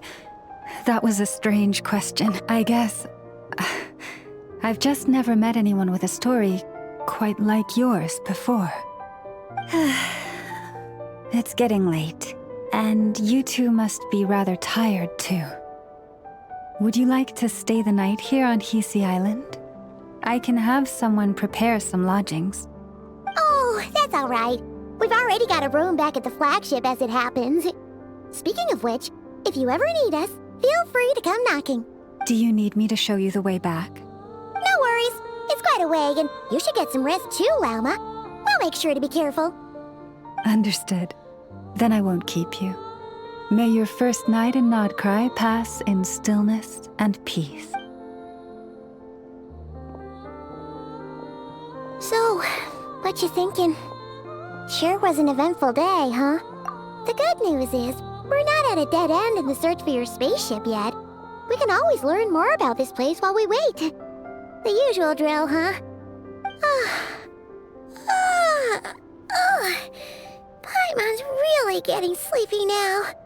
If she gets too tired to fly back, you carry her, okay?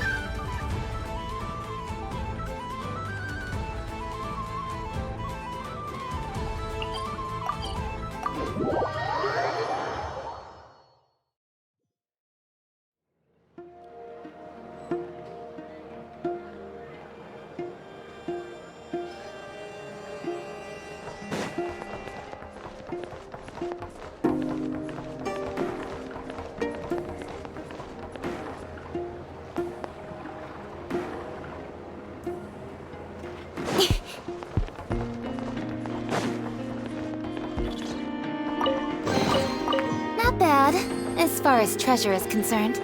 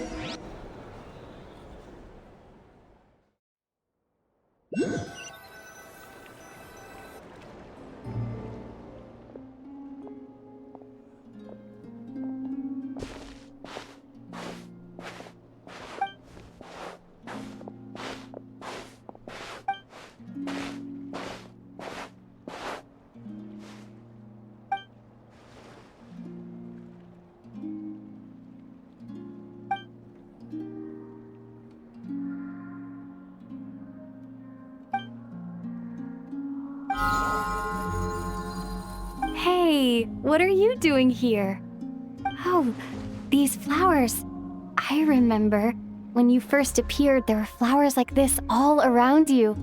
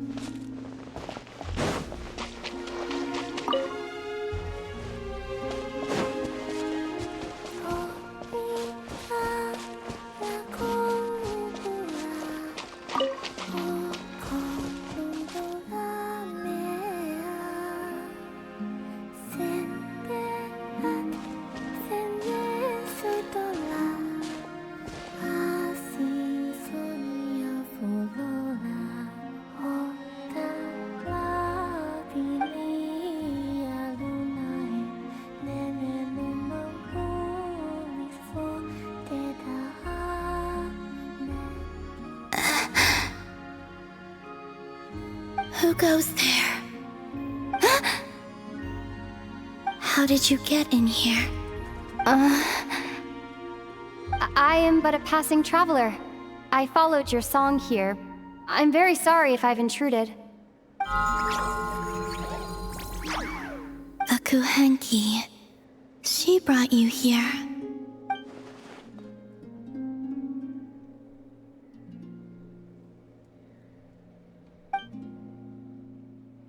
May I ask, are you the one they call Kutar? And the harbinger that the Fatui referred to as the Damselette?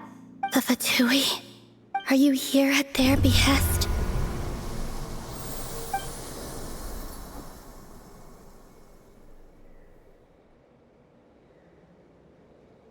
Please don't get me wrong. I have no intention of doing anything for the Fatui. I just wanted to ask you about Krai. And the moons. The moons?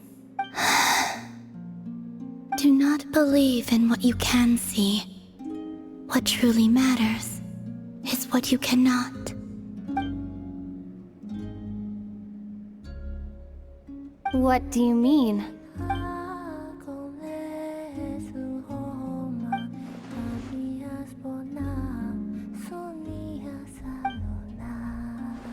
Listen, I'm the Traveler.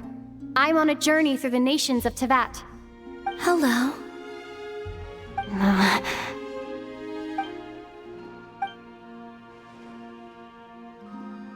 Could you tell me your name? Columbina.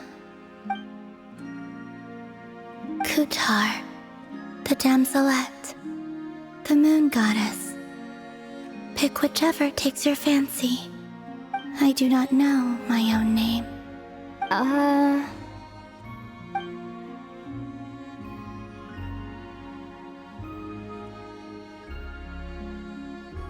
Then... Columbina. Hmm?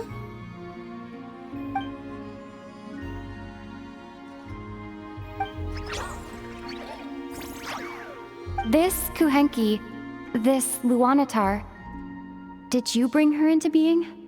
Come here, little one.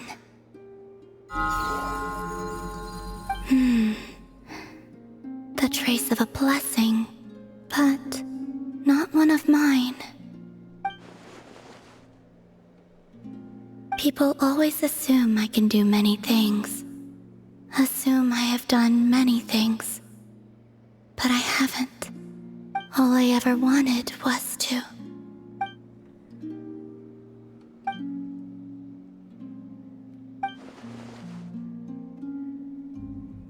It's about time I got going.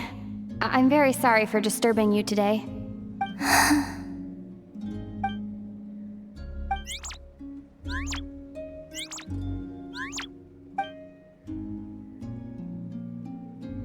Columbina, that Kuhenki... Oh, you're leaving?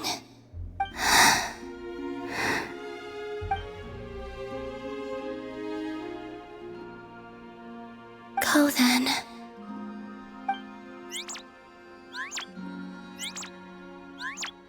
Goodbye. Take care. The moon can be treacherous.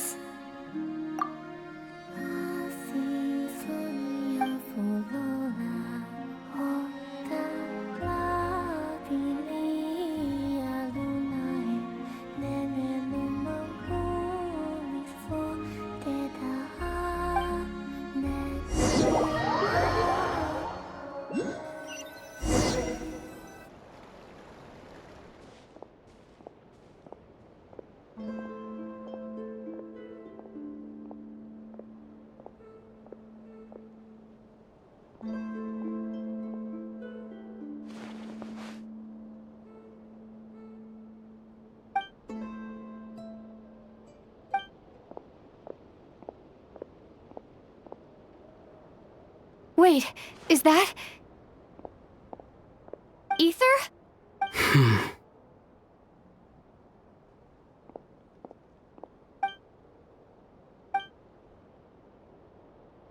Ether!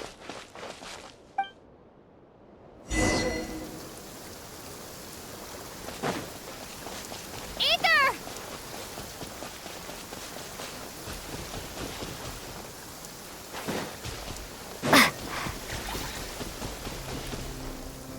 Ether! Lumine, it's you.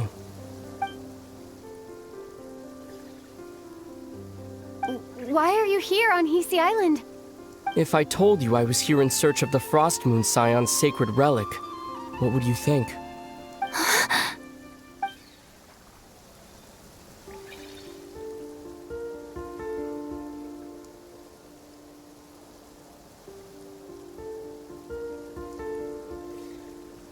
Are you also here to uncover the truth about our past? That's right. What happened to us in the past? How we came to Tevat? Why our spaceship crashed here?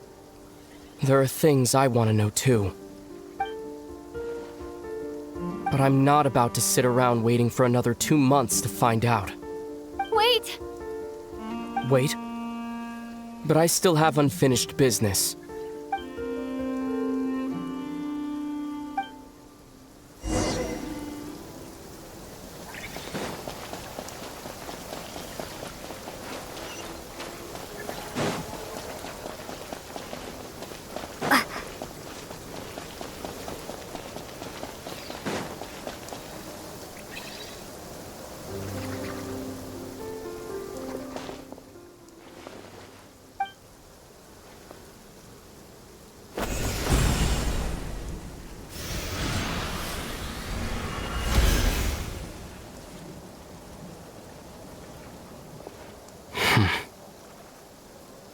Hold on a second. What's wrong? That's the Frost Moon Scion's sacred relic. We can't just... Use it to get to the bottom of all this? We should at least get their permission. You barely even know her. Yet already you hold that moon chanter in such high trust. What do you mean? She told you that the seal can only be broken on Moon Prayer Night, when the flow of Kuvaki is at its peak, yes? You heard all that? Watch this. Huh? But... Get it now? She's been stalling for time. As long as the statue's base is imbued with sufficient power, the secret chamber can be opened at any time.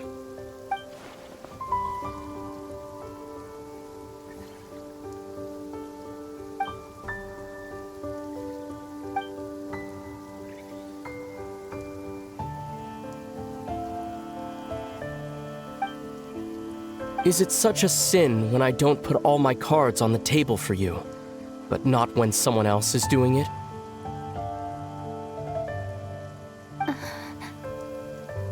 It's not like that. Is it?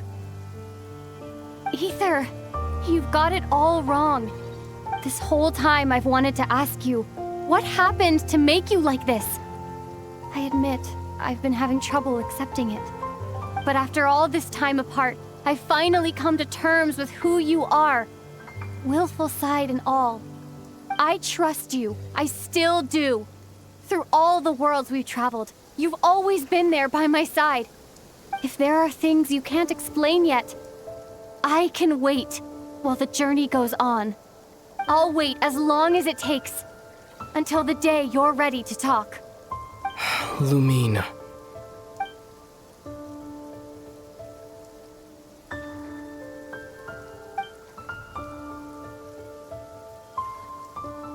I'm not looking to borrow the Moon Marrow simply because of our past. It holds answers about the very origins of Teyvat. I've always believed that if you want the truth, you have to see the whole story for yourself. I'm not asking you to trust me, Lumine.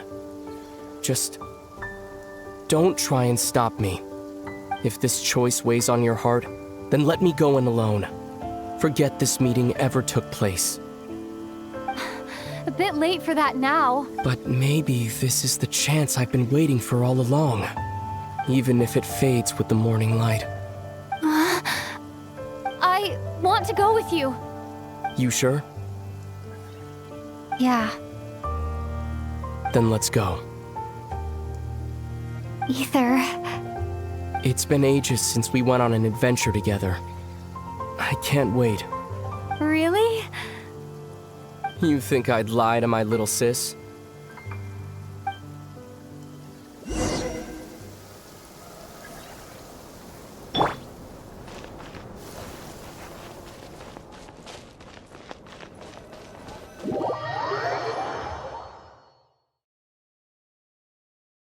From what I understand, the path ahead is likely to be full of trials and challenges. A deterrence against intruders, and a test for those who truly seek entrance.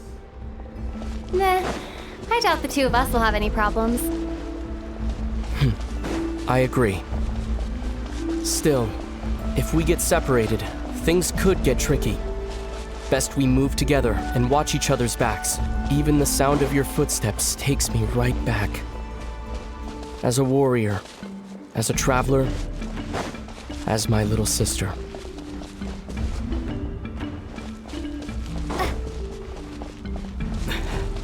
Looks like this is the first trial.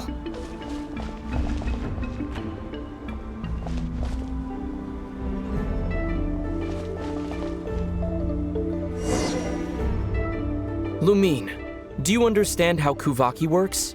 How it exacts force through push and pull? Let's see. How about this? I'll temporarily neutralize the Kuvaki on the cliff face and move the platform into the center. Once it's in place, you'll need to utilize the repelling force of Kuvaki to reach the other side. Okay, I'll leave it to you then.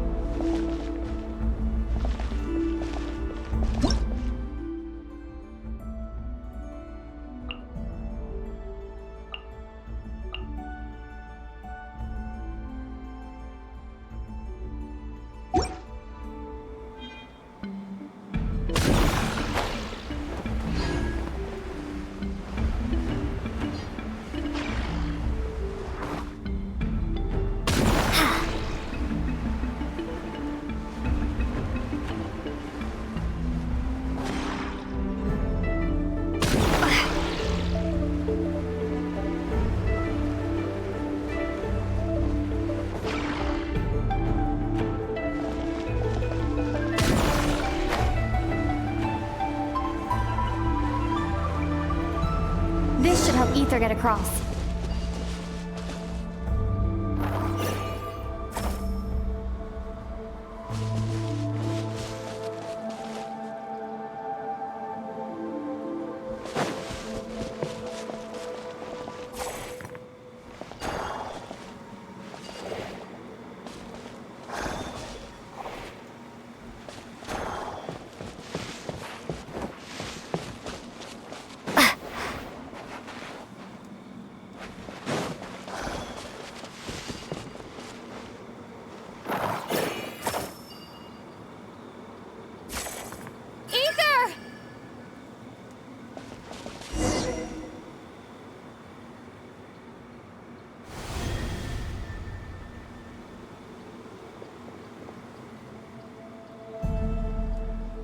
We make a pretty great team, huh?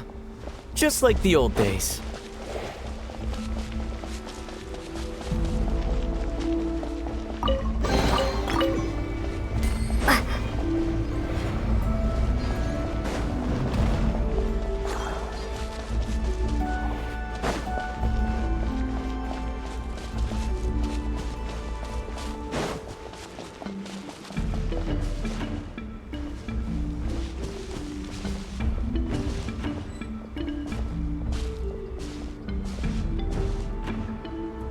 A wide open space.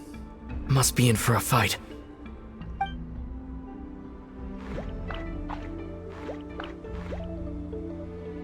Was that it? What a letdown.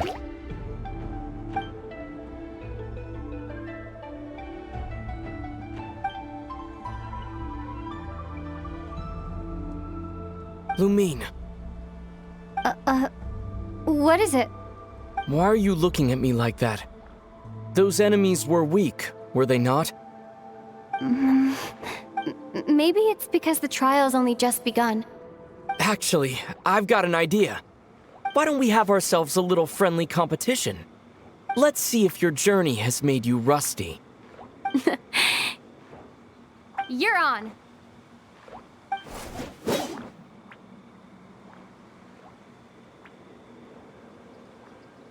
I won't lose to you, Ether.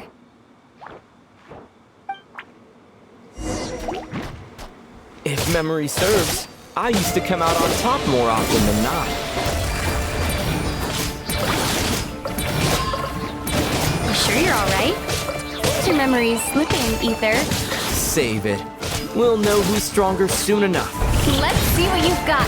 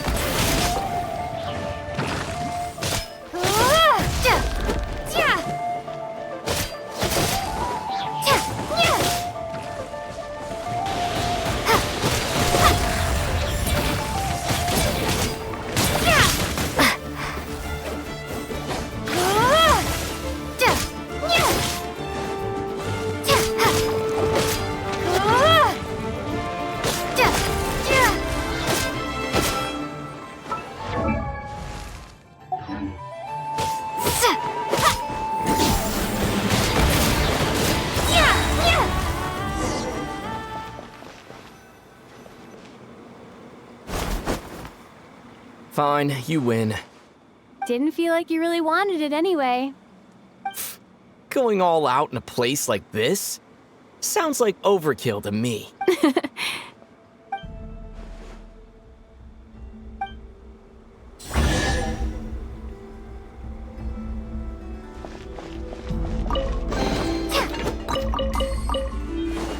Let's keep moving.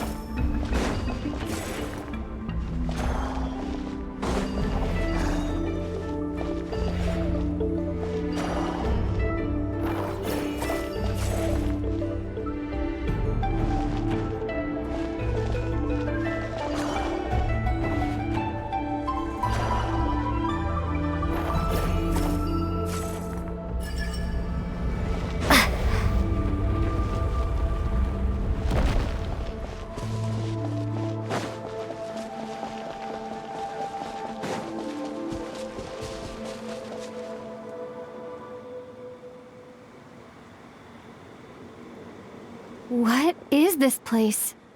No sign of any monsters. Feels like a ritual site, but something's missing. It's ahead, inside that thing that looks like a mirror.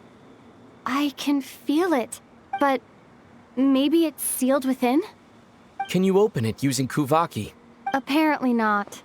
Do you think it might have something to do with the Frost Moon Scion's bloodline? Ether? If this is about strength of blood, what could possibly stop us? Let me give it a try. Why don't you check around for other clues? Sure.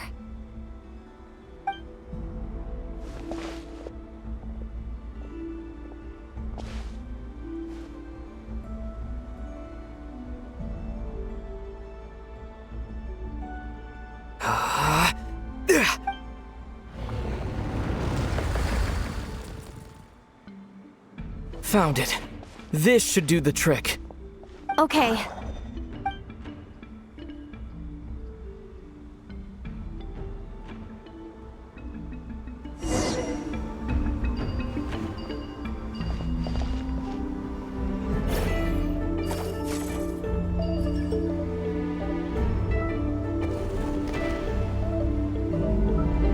Yep, that got a reaction. That's one down.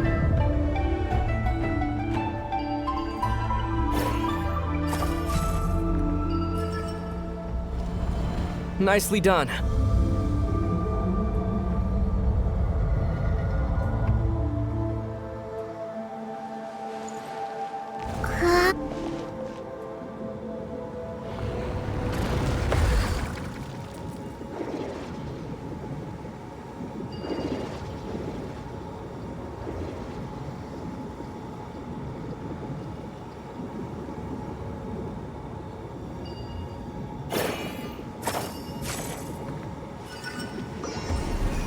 You've got this. One more to go.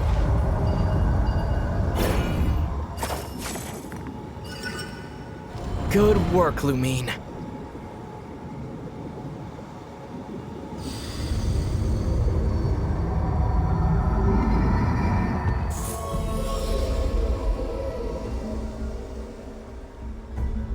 The door's open. Come, we must be close.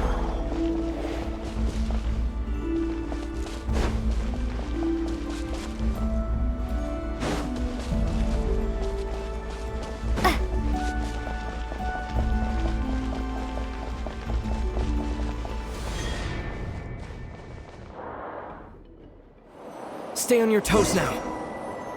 Have you considered that I might be the more experienced between us? Is that so?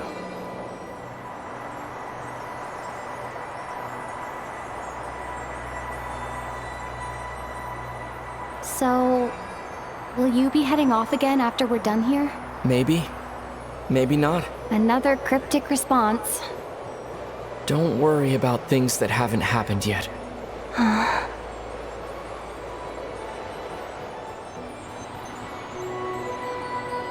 At the end of all this, what do you think we'll find? Whatever it is, we can handle it. What about the end of our journey? That's not something we need to worry about right now.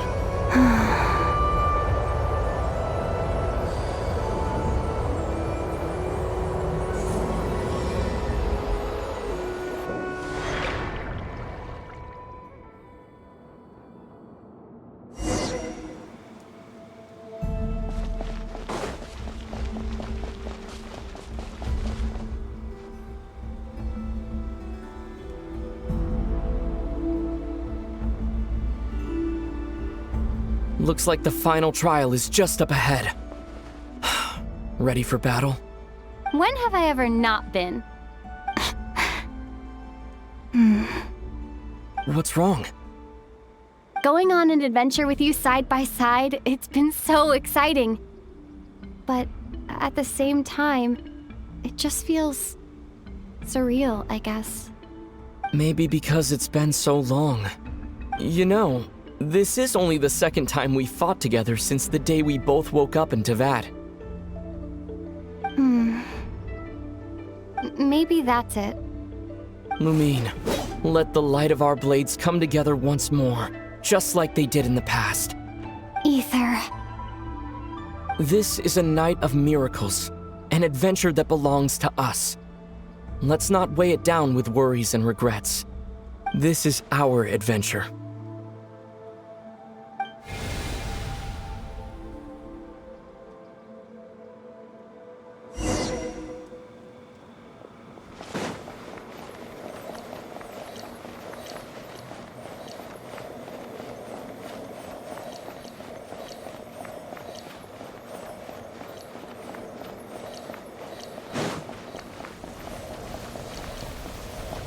Here goes nothing. Prepare for battle.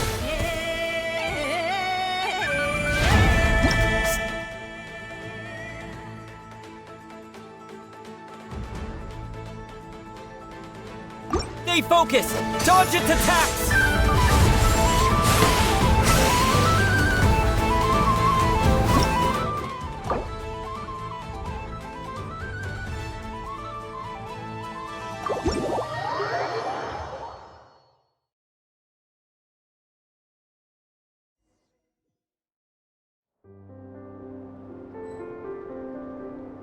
Need a surfboard?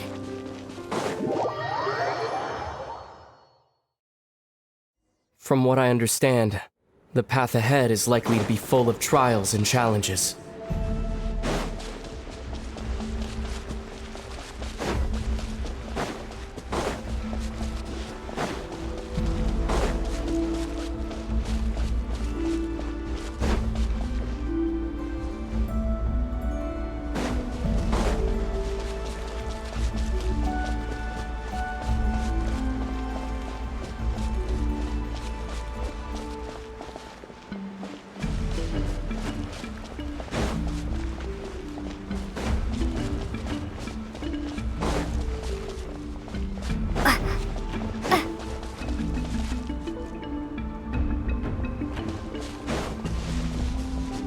Even the sound of your footsteps takes me right back. A deterrence against intruders, an attack as a warrior, as a traveler, as my little sister. Looks like this is the first trial.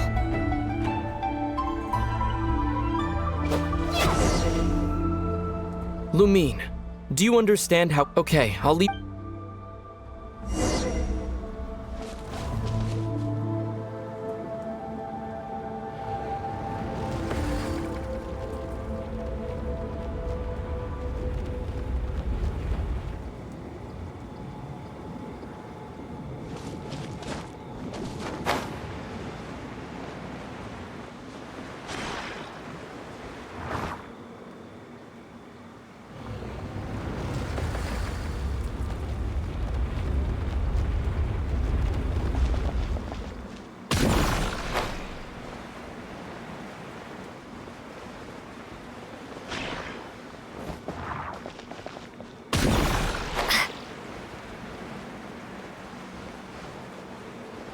This should help Ether get across.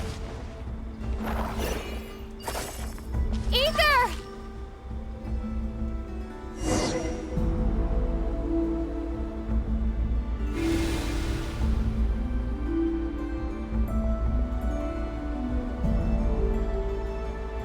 We make a pretty great team, huh? Just like the old days.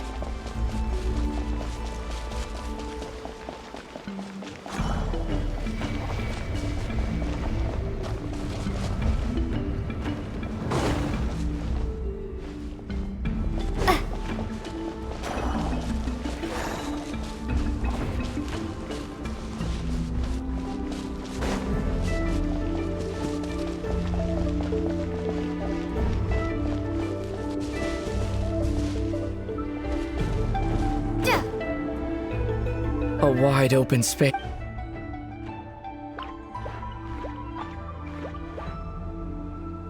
Was that it?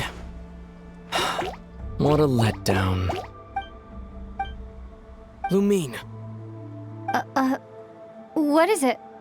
Why are you looking— Maybe? Actually, why don't we have our— Let's see if you're— You're on.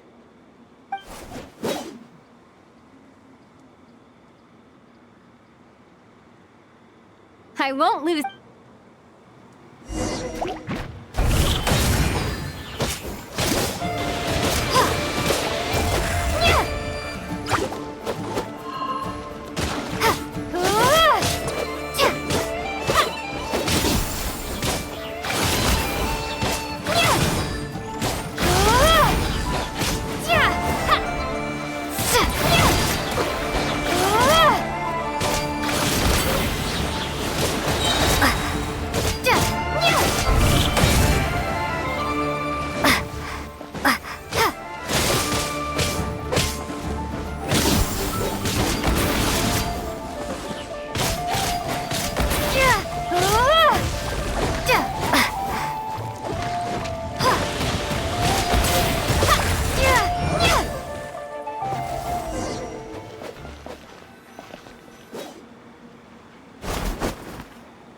Fine, you didn't feel like you really. Go.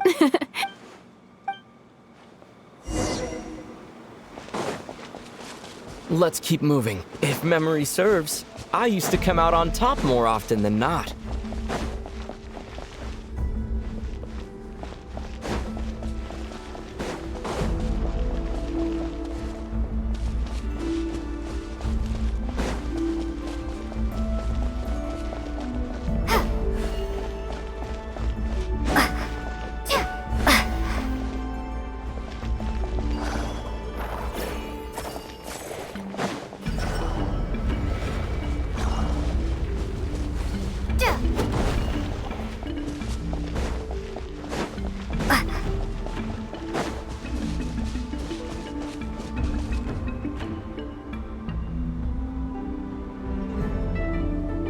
What is this place? No sign of any. Feels like a rich. It's ahead, but Can you open it using. apparently not. Do you think it might? Ether? If this is about. Let me give it a try. Sure.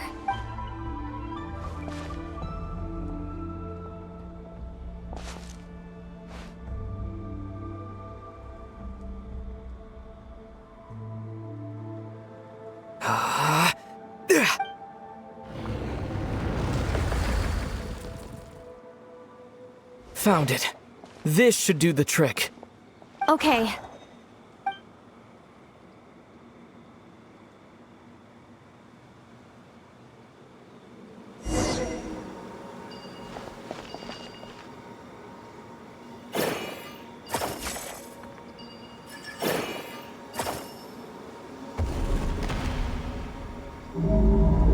Yep, that got a reaction. That's one down.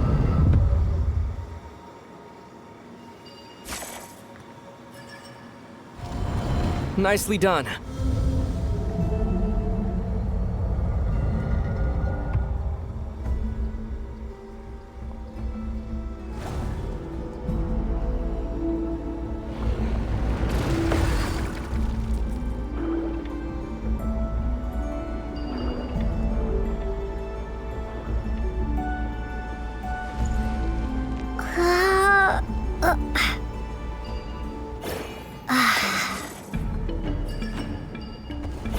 You've got this. One more to go. Good work, Lumine.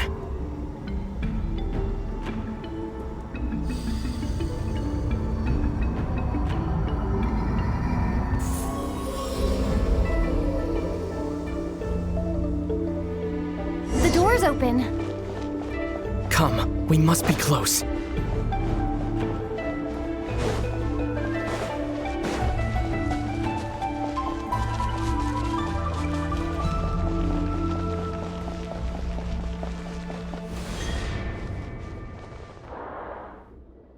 Stay on your toes now. Have you considered that I might be the more experienced between us? Is that so?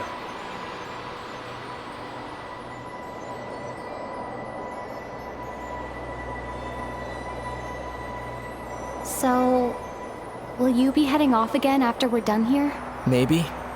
Maybe not. Another cryptic response. Don't worry about things that haven't happened yet.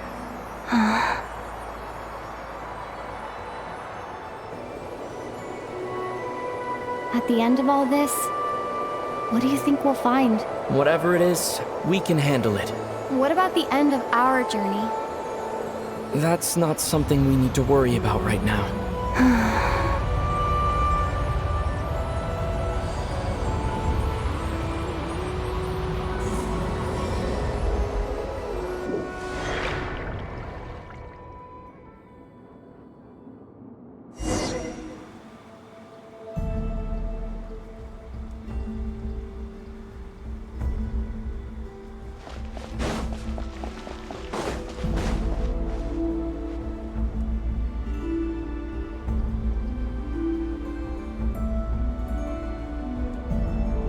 Looks like the final trial is just up ahead. Ready for battle? When have I ever not been? What's wrong? Going on an adventure with you? Maybe because, you know... Maybe that's it. Lumine, Let the light of our... Ether. This is a night of... This is...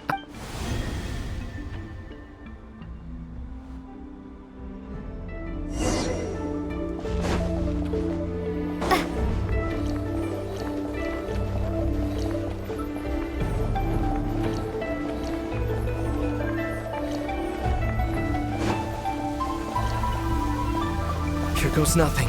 Prepare for battle. Stay focused! Dodge its attacks! Don't forget to heal yourself!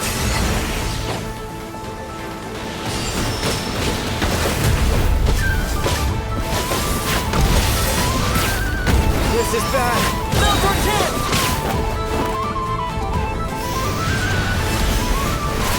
Watch out!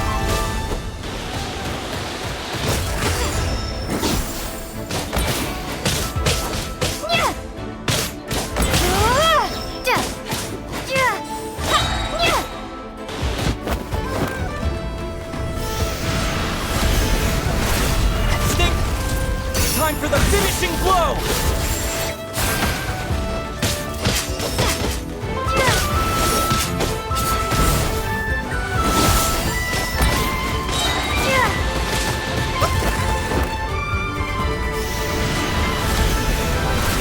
Watch out! It's over. Nicely done. Flawless execution. Couldn't have pulled it off without your backup. Not too shabby at all. As for what you were saying, yes, I should have come to see you earlier. Or at the very least. Spent more time with me, going on adventures like this? Something like that. Instead of just running off and expecting you to follow my trail. Wait a sec. That's not an official apology, is it? That goes without saying. Come on. Time to claim the treasure we came for.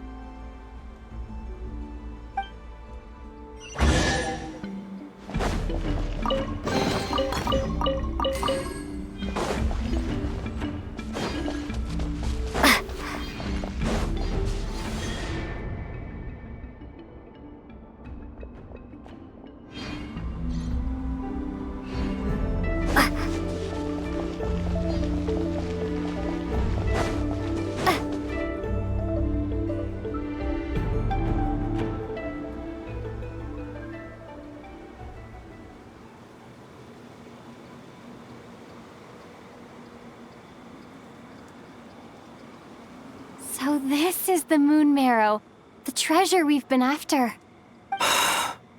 All right. Go get it for me, Lumine. It belongs to me. What's wrong, Lumine? After everything we've just been through, you still don't trust me? Don't you want to know the truth too? Rest assured, I'll share the truth with you afterwards. Now go, bring it to me.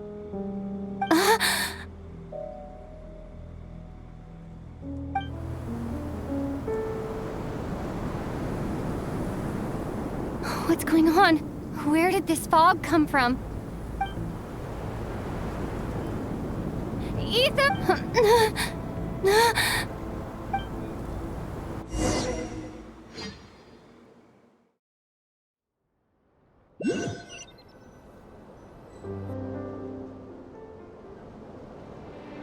Ether!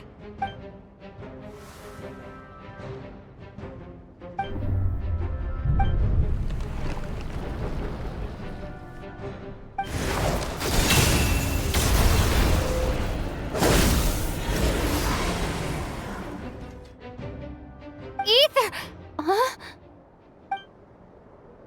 Huh? What are you doing here? Yes, we ran into each other at the flagship this afternoon. I'm honored you still remember. Are you looking for something here?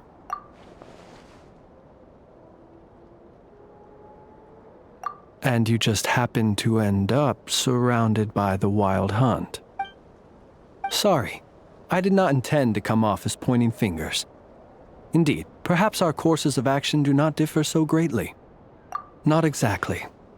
We Lightkeepers are accustomed to patrolling at night. A long-held tradition, you understand.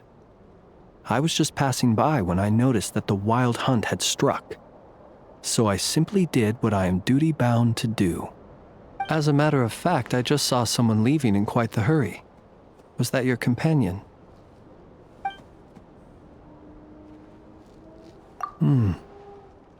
Perhaps I should take my leave now. After all, my patrol isn't over yet.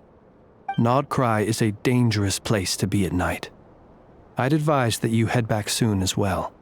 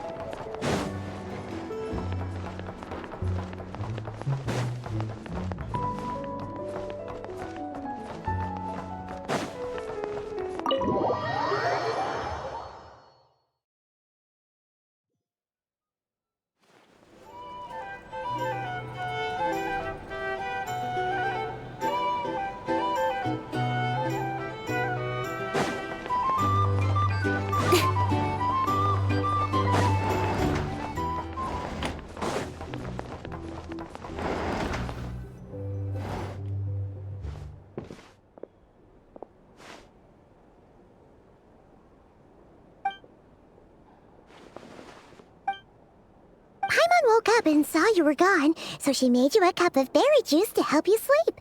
Her own secret recipe. When you get back, drink it up and go get yourself some rest.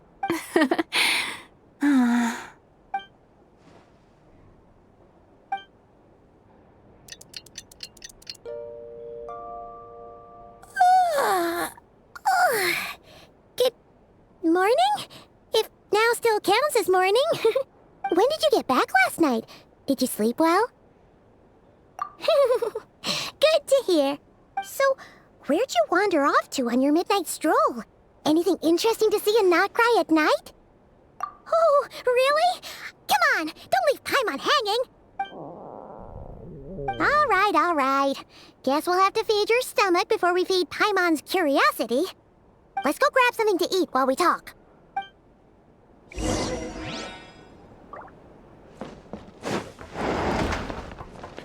Noisy here. Back in my day.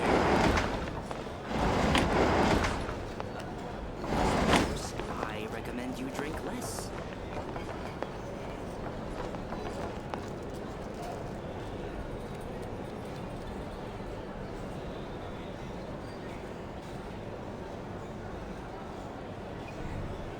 Phew! This is just the best, huh? Free food, free lodgings. This park is friend for life material, that's for sure. Hey, did you hear what happened? Hear about what? You know, all that commotion over at the Frost Moon Scions. Crazy, huh? Huh? What happened? See what I mean? Completely oblivious to what... The sacred relic of theirs. It's been stolen. Hey, slow down! Paimon knows you're hungry, but you don't have to worry about her stealing your food. At least, not today. What? Was it those Fatui? No idea, but the news has already spread right through Nasha. What did their high priestess... what do they call her again? The moon... What could she say? She's the one who discovered it was missing. She was in Nasha Town first thing this morning, hoping to launch a joint investigation with the Voynich Guild. Whoa! Did you hear that? Lama and the other... Who in Tivat would even have the nerve? Paimon bets it was that bunch of...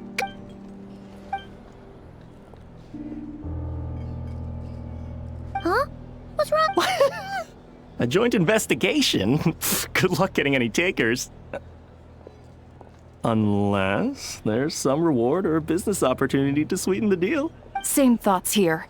So just a few minutes back, she switched gears and headed over to the one place that might actually be able to solve this.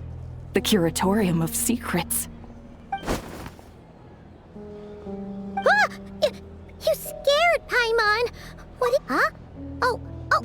Okay, just... Hey! Paimon's not a baby, you know! Quit pulling her arm!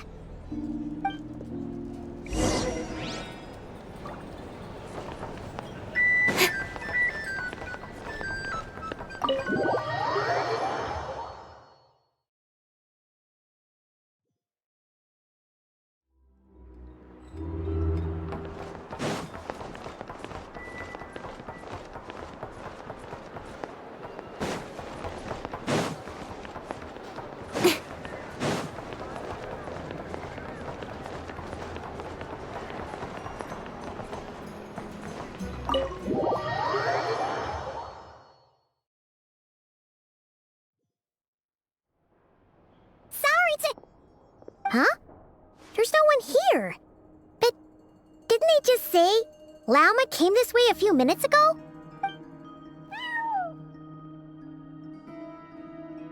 No one except for a cat watching over the front desk.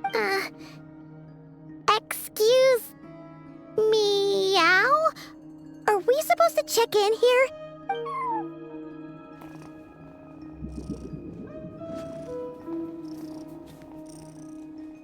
No idea what that means. Is this Lauma's personal receptionist or something? Pretty sure she'd be the only person who could actually understand it.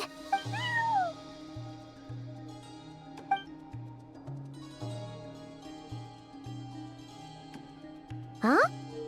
It's heading into that room! But why not? Like I told you already, that's just... Huh? Another client.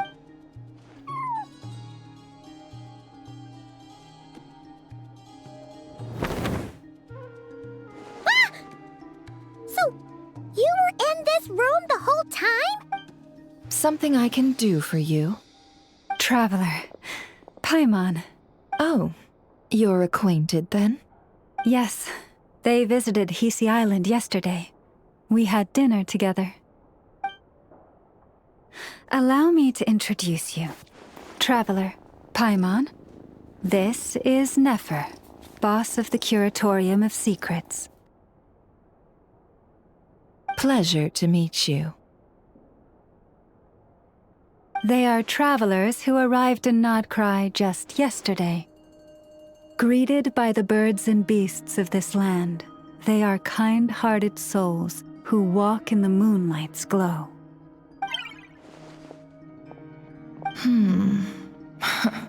Interesting. Thank you, Lauma, but you need not have introduced them. They are great heroes, renowned throughout the nations beyond our borders.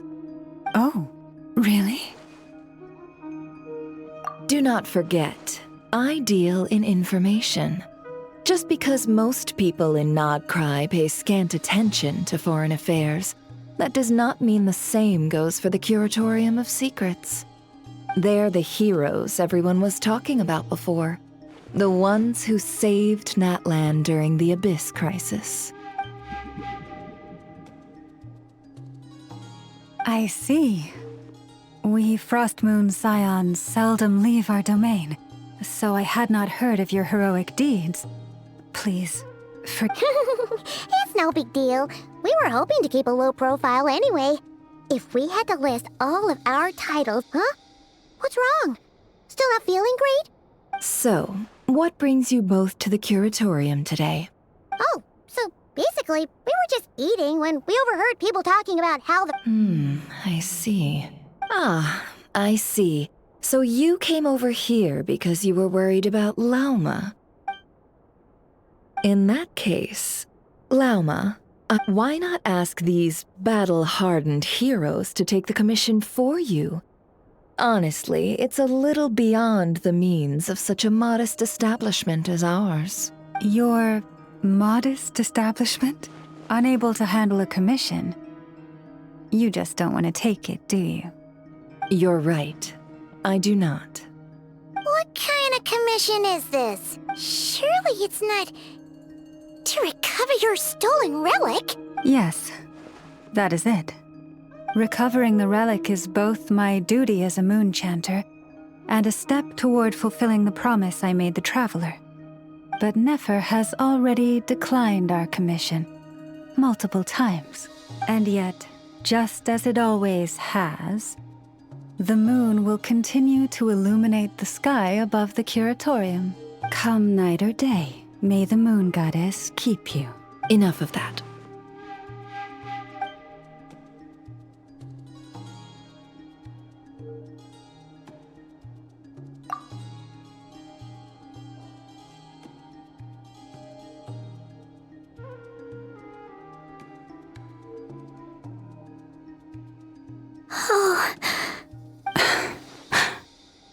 So, according to her, she never came into contact with the relic. So she suspects her brother may have taken it. I understand. The Frost Moon Scion's secret chamber has remained hidden from the world for generations. But the reason outsiders are forbidden entry is not only to prevent theft. Within the chamber lie ancient trials, challenges designed to test the worthiness of those who enter. To intrude without rightful cause is a most perilous act indeed. So please, don't be too hard on yourself. The fact that you made it through those trials proves your right to stand before the relic. To put it simply, the Moon Marrow itself has deemed you worthy. No. Your honesty tells me everything.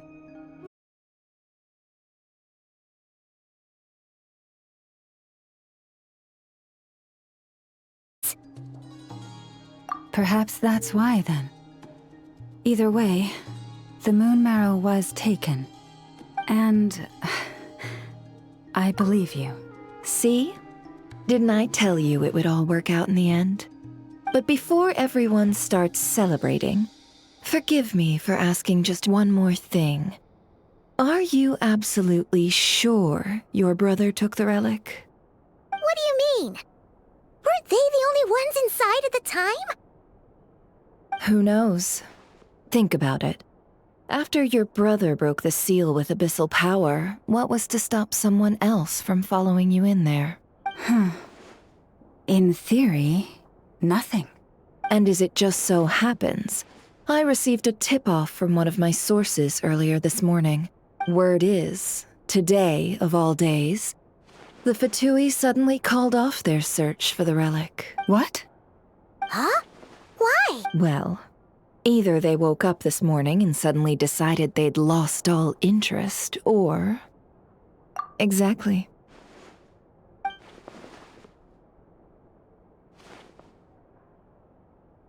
Are you wondering if your brother might be in cahoots with the Fatui?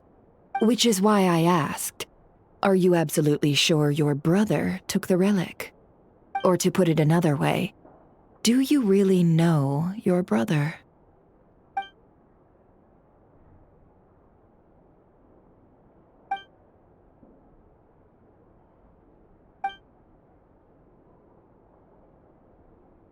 In other words, it's highly likely that... So, basically, all we need to do is find our way into that Congratulations, you've found your answer. Looks like the curatorium won't need to lift a finger this time. Well, Lauma, there we are. On behalf of our long-standing cooperation and the great hero by your side, I'll waive your consultation fee. But just this once. You're really not planning on helping us? I think I've helped more than enough already. If we're to stand any chance of infiltrating that facility, we'll need the help of a specialist. Just so you don't get the wrong idea, let me make myself crystal clear. The Curatorium of Secrets has always striven to abide by a policy of strict neutrality. We do not take sides with any faction in Nod Krai. I cannot help the leader of the Frost Moon Scions sneak into a Fatui facility. That would make me their enemy. When one of their harbingers asked me to help them infiltrate your territory, I gave them the same answer. No. All right. I understand. But I do have one final request. I promise it's my last. It had better be. No matter who it is, I want you to help us persuade the next person who walks through that door to join us. What is she up to? You're that desperate for help? What if it's a member of the Fatui? It doesn't matter. You're welcome to tell them everything, even about our plans to infiltrate the Experimental Design Bureau. All I'm asking is for you to say one thing, just one thing to help persuade them.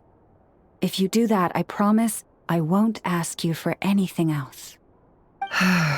Made up your mind? Fine. Fine, I'll play along with your little game. Besides, as long as I'm not personally involved, no one can accuse us of taking sides. Boss, I'm back!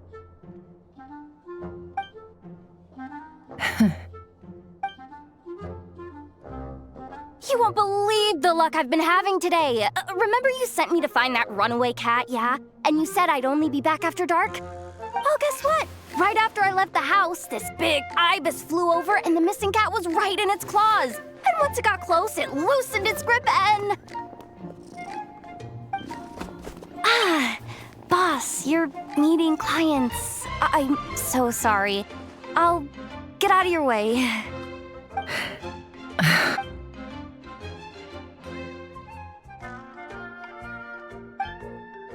Yehoda, dear, come here. Huh? Me? Is something the matter? Oh, hi there. My dear Yehoda, I have a request. Yikes! Why does the boss sound so scary? Did I do something wrong? Would you be so kind as to accompany these 3 delightful clients of ours and help them infiltrate the Fatui's Kuvaki Experimental Design Bureau? What is going on here? Boss usually just says things like, hey, go do this, or you, go take care of that. Why is she being so scarily polite? And wait a sec, the Fatui's research facility? That's basically a death sentence. Made your mind up yet, my dear? What is up with Boss today? Am I supposed to say yes to this? Or maybe it's because the mission's too risky, so she's actually looking out for me? Why is everyone looking at me like that? Is this some kind of test? I can't let the boss down. Can I? Have you made up your mind?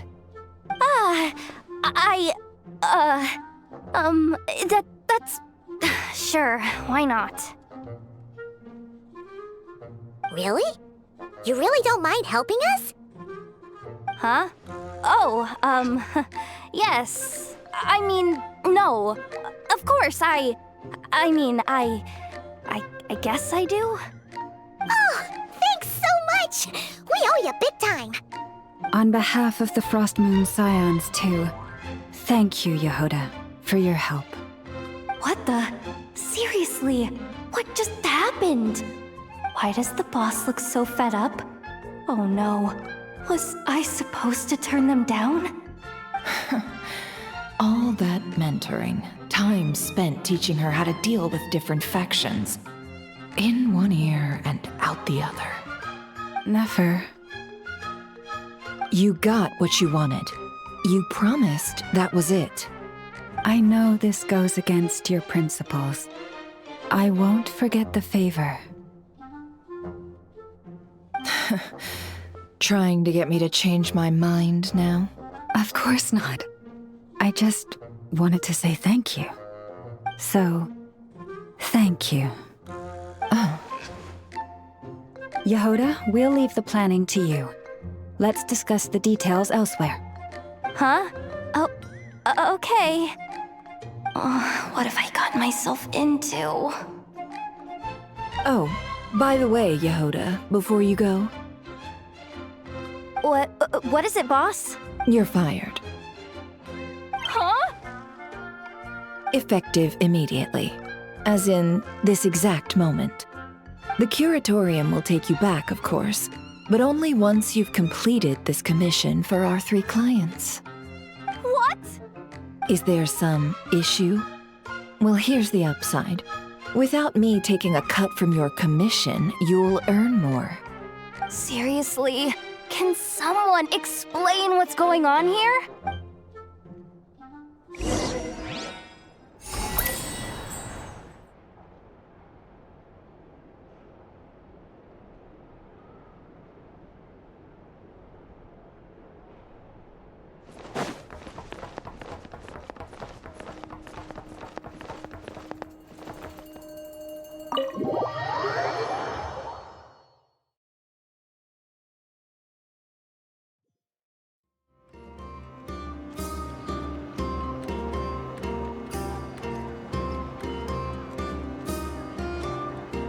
Are we sure Yehoda's alright? She looked totally crushed just now. She'll be fine, she's just in shock.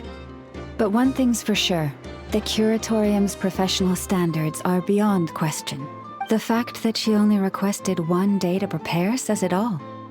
As an apology, I'll ask my animal friends to help her out more often in the future. Also, thank you for being honest with me. It means a lot. Was it really, though? As far as I see it, trusting your family is never wrong. In this case, let's call it a misjudgment. But the truth is, we all make mistakes every now and then. What matters is how we deal with the consequences. So, in return for your sincerity, there's something I'd like to share with the 2 of you as well. Oh? What is it? Perhaps it is something best said under the moon's gentle light. Would the 2 of you meet me on Hisi Island tonight?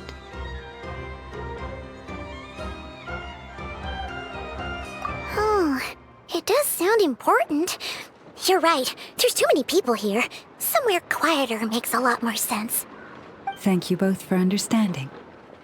Then let us meet beneath the moonlight.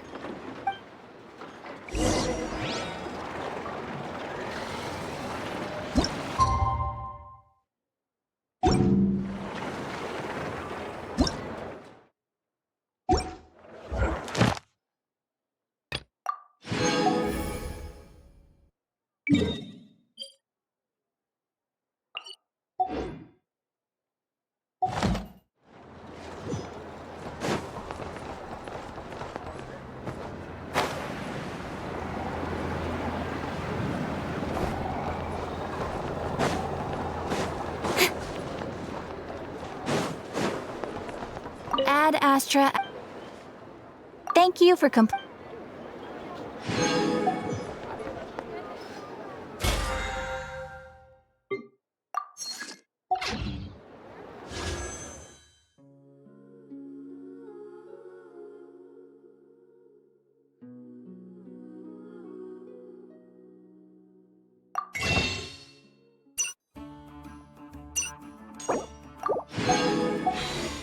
In adventuring, as in business, you always have to seize the opportunity while it's there. I know. Present!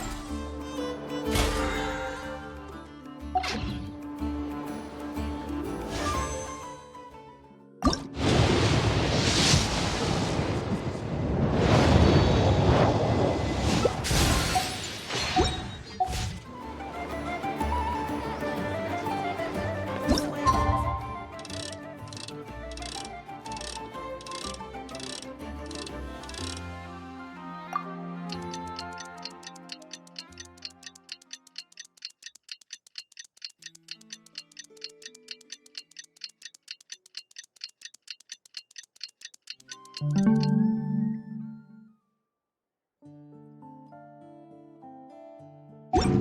about time, and the moon's already up. Let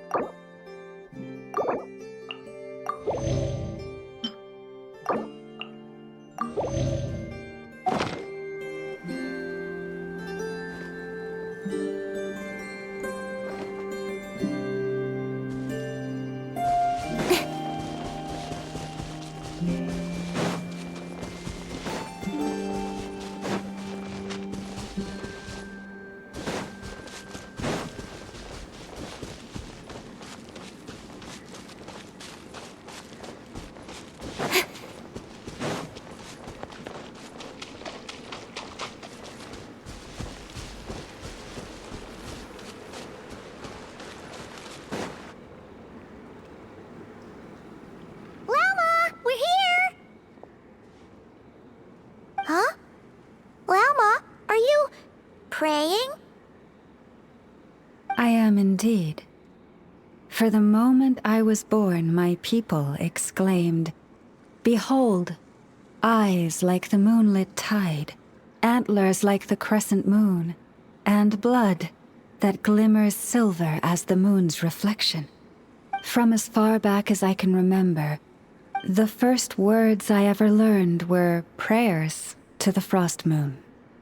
The first gestures, those of our sacred rites. Wow, that must have been tough. Back then, I didn't know any better. It all just seemed so natural. The Frost Moon Scion's bloodline has long since begun to run thin.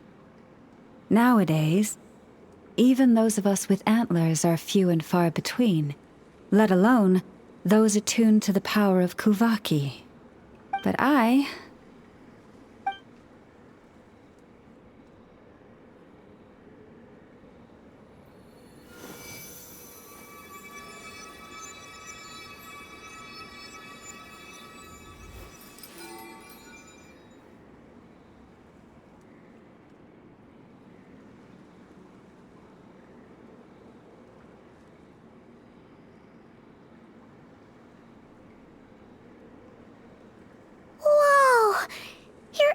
outsiders are so pretty.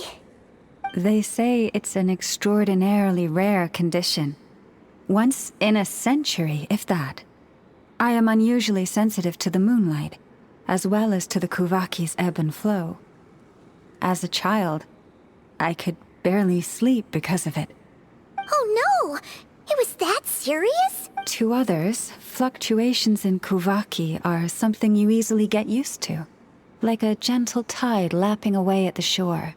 But to me, that same tide is a towering tsunami, a surging swell crashing against me. Of course, as the years went by, I learned how to suppress my senses and my power, enough to keep it all from overwhelming me.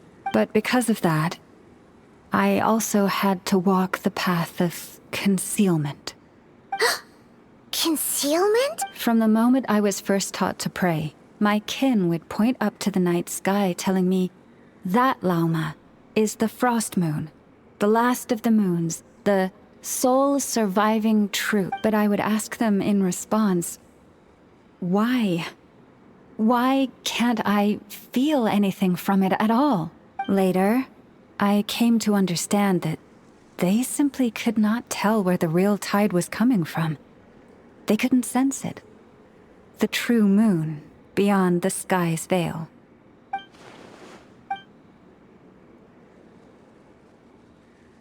The moon is false. I reached that conclusion long ago. But there was no one I could tell. Not a single soul. At least, not until now. Am I the one who's wrong? Is it the moon that is false, or my own senses? I asked myself such questions time and time again.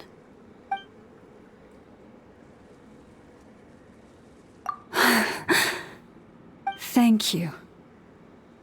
When you called yourself a descender, I had a feeling you might be able to confirm what I had always suspected. And now that you have, it's exactly as I imagined. I feel relieved. Oh, Paimon kinda gets why you couldn't tell anyone now. It's not easy to change people's minds on something they've believed for hundreds of years. That's what I meant by concealment. I knew too much, so I had no choice but to keep my people in the dark. Every prayer I offer feels like a lie to keep myself going.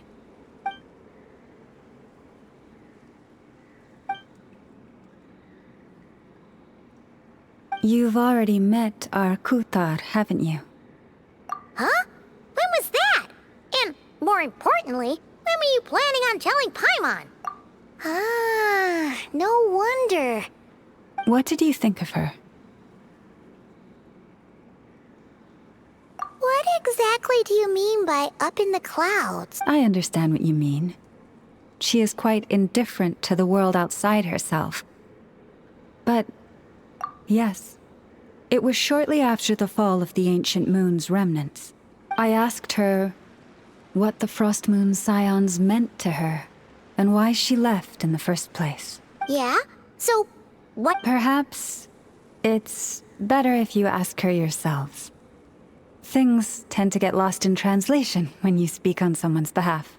What I can say for certain is this. Even when I had no one to confide in, I still had a family.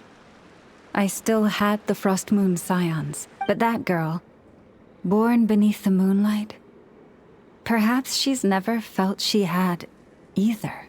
The truth is, though, she might have had it all. If only the Frost Moon Scions hadn't let her down.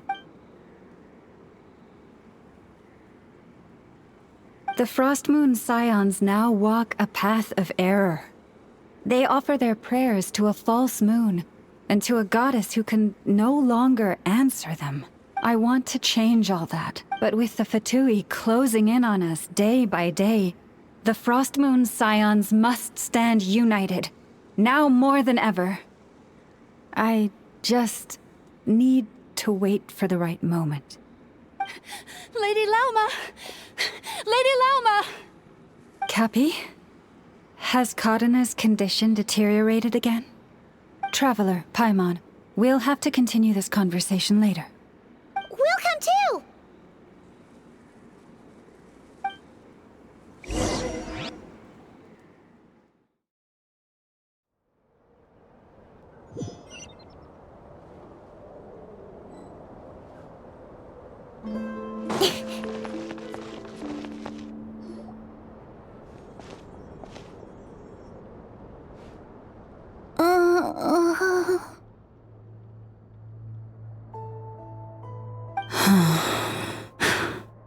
Why? Did I do something wrong? I've been praying to the moon goddess every day. Why isn't she getting any better?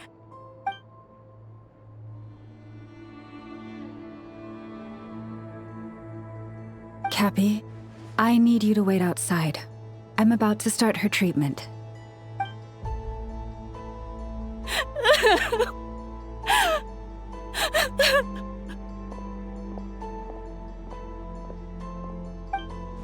Is there anything we can do to help? Just don't be alarmed by what you're about to see. And please, don't let her mother see it.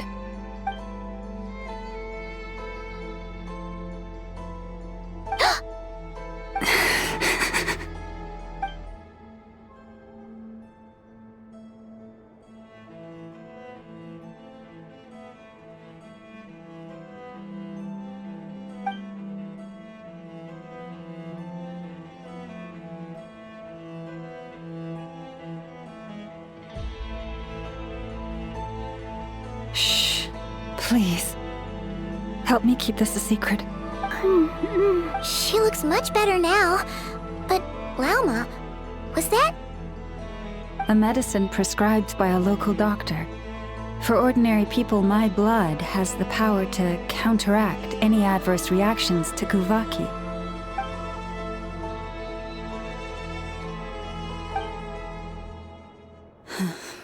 So, now you know another of my little secrets. I had hoped to guide the Scions out of error before Karina's illness reached this stage, but clearly, I was too late.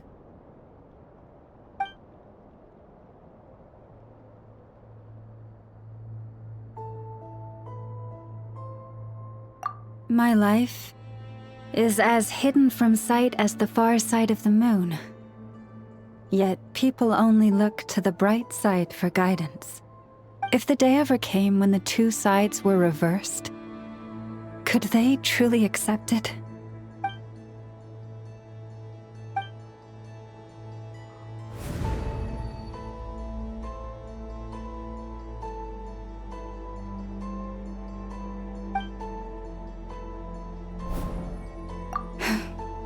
Hearing you say that puts my heart at ease. And if there's anything we can do to help the Frost Moon Scions, just let us know. Our priority right now is reclaiming our relic, but I now understand that the day I will tell everyone the truth is no longer far off.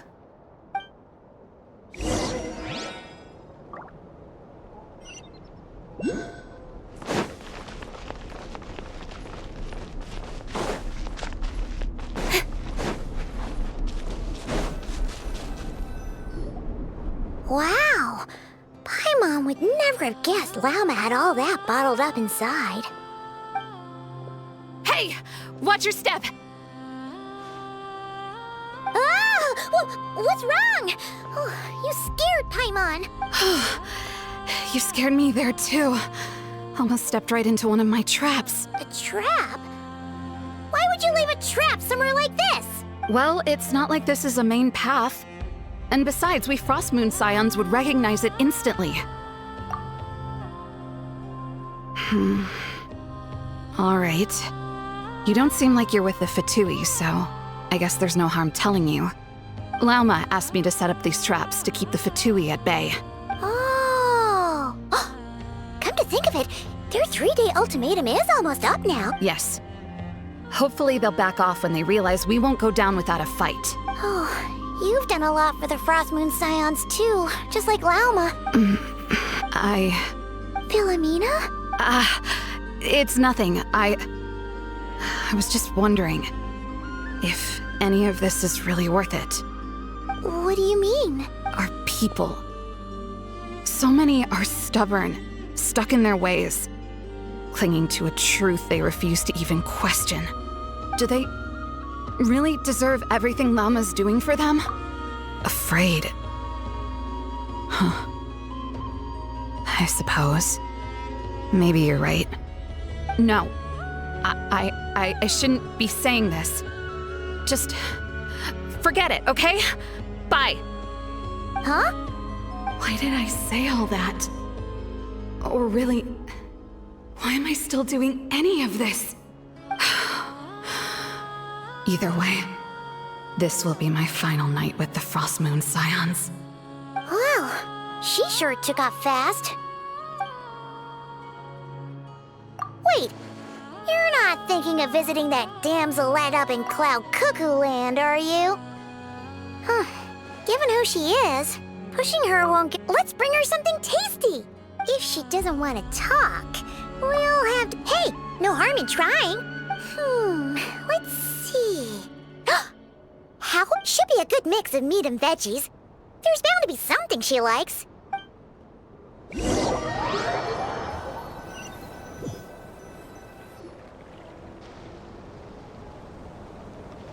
All right, food's packed and ready. This is the place, right? Why does it feel like we're going to visit a patient?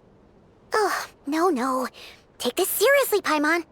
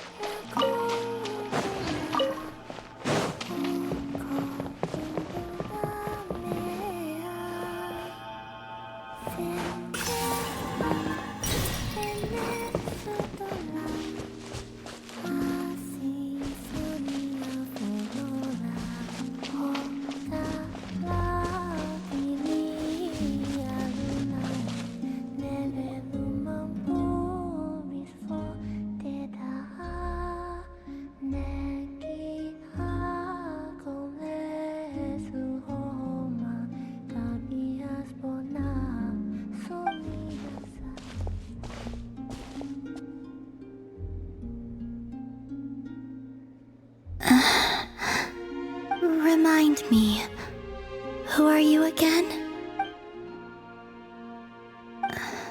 A different one floats by your side today. A different one? What's that even supposed to mean? Oh, there goes Paimon's perfect conversation starter. Hi there. Paimon is Paimon, and this is the Traveler.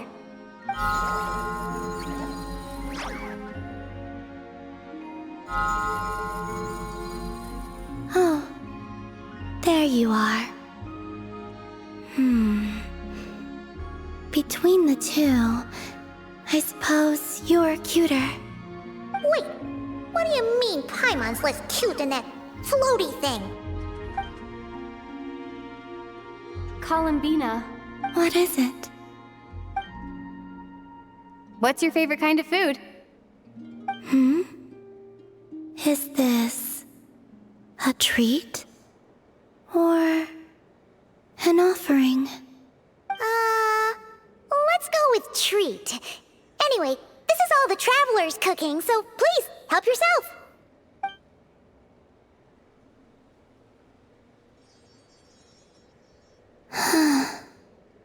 Oh, that wasn't exactly a yes, but she didn't turn it down either. What could she be thinking?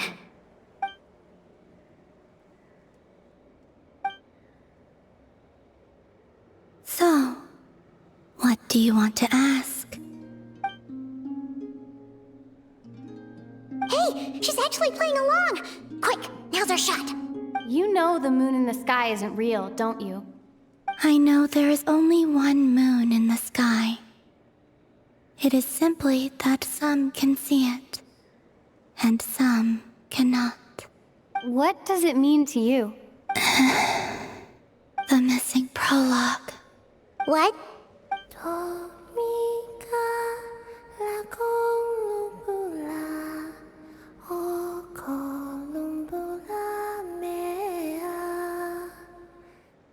Huh? What does that mean? Isn't she going to explain herself? Can you tell me more about that melody? You were humming it last time too. It must be important to you.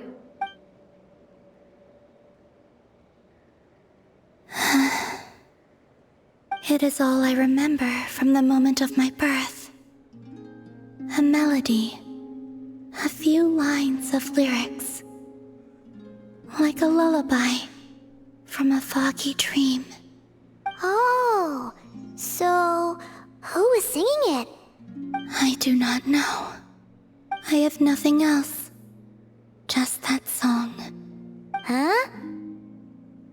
And the Frost Moon Scions who found me. They had nothing either, but hope. Before I even knew what was happening, they were already calling me their goddess. And I had no reason to decline. Like two lost infants unknowingly exchanged, I adopted their faith. And in return, they adopted me. But my adoption drops you into the story halfway through. What came before was scribbled onto the wrong pages, never even bound into the book. That sense of something missing only served to nurture their greed and doubt. And thus, I came to realize that this place was never truly my home. Greed and doubt? O Moon Goddess, forge weapons for us, drive out our enemies, and expand our lands. O Moon Goddess, heal our wounds, ease our suffering, grant us strength. They asked for everything, and I obliged. Until the day came when no answer could be given. If mortals can turn to the gods when they are powerless, then who do the gods turn to when they have nothing left to give? You've got Paimon there. In those days, the Frost Moon Scions cared more for faith than for truth.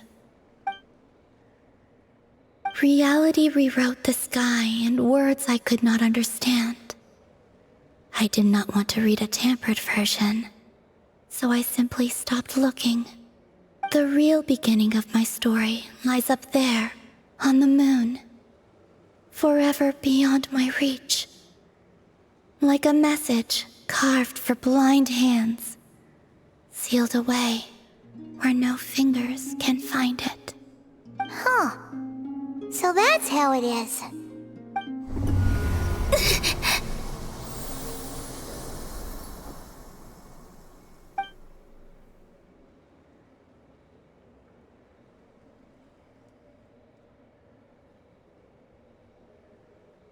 What's wrong?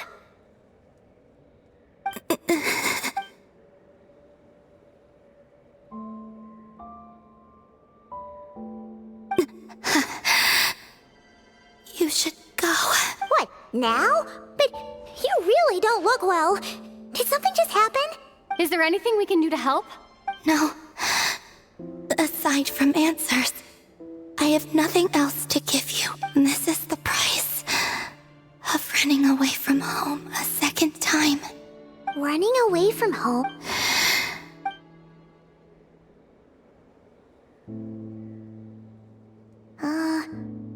Is she heading towards the food?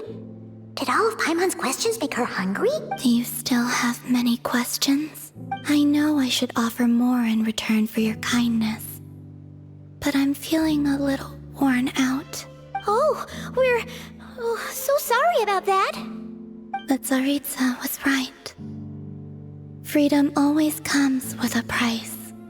She said I could treat the Fatui as a second family, a second home. But in the end, they were no different. All they wanted in truth was my power as the moon goddess. I'd rather not dwell on such unhappy memories.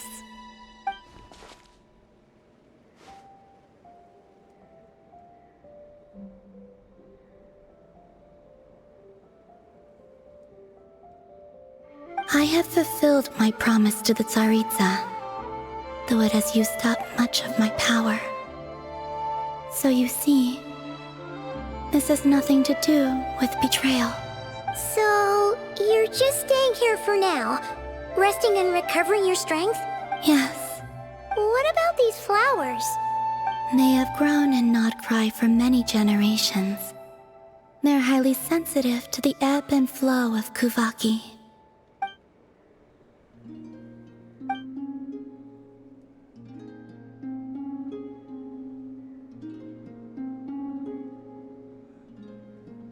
At times, I thought about using that relic the Frost Moon Scions had hidden away. I could sense the power within it. But going out is such a hassle. People might see me, and I promised Lauma I wouldn't show myself to anyone. Besides, I know it's gone now anyway. Really? Lauma asked you to stay in hiding? Uh-oh, she's looking back at the food again.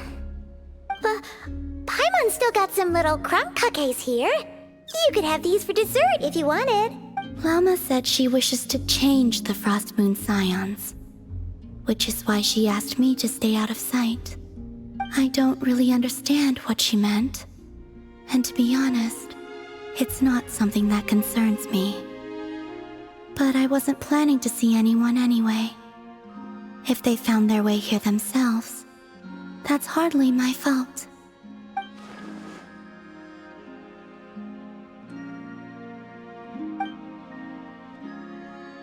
Lauma, the Maiden of the Grove. She is quite unlike any Frost Moon Scion I have ever met before. After hearing my story, she actually apologized for how the Frost Moon Scions treated me back then. She told us she feels like she's been living on the far side of the moon. Is that so? I actually got the opposite impression. She's been keeping her true power hidden away, afraid that people might be dazzled by its brilliance, and that they'd no longer be willing to look her way.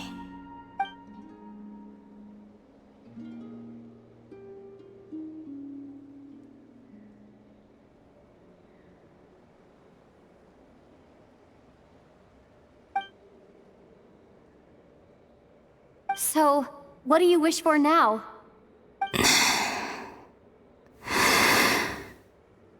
I wish to return to the moon, to the home where my story is written. Right now, that is all I wish for.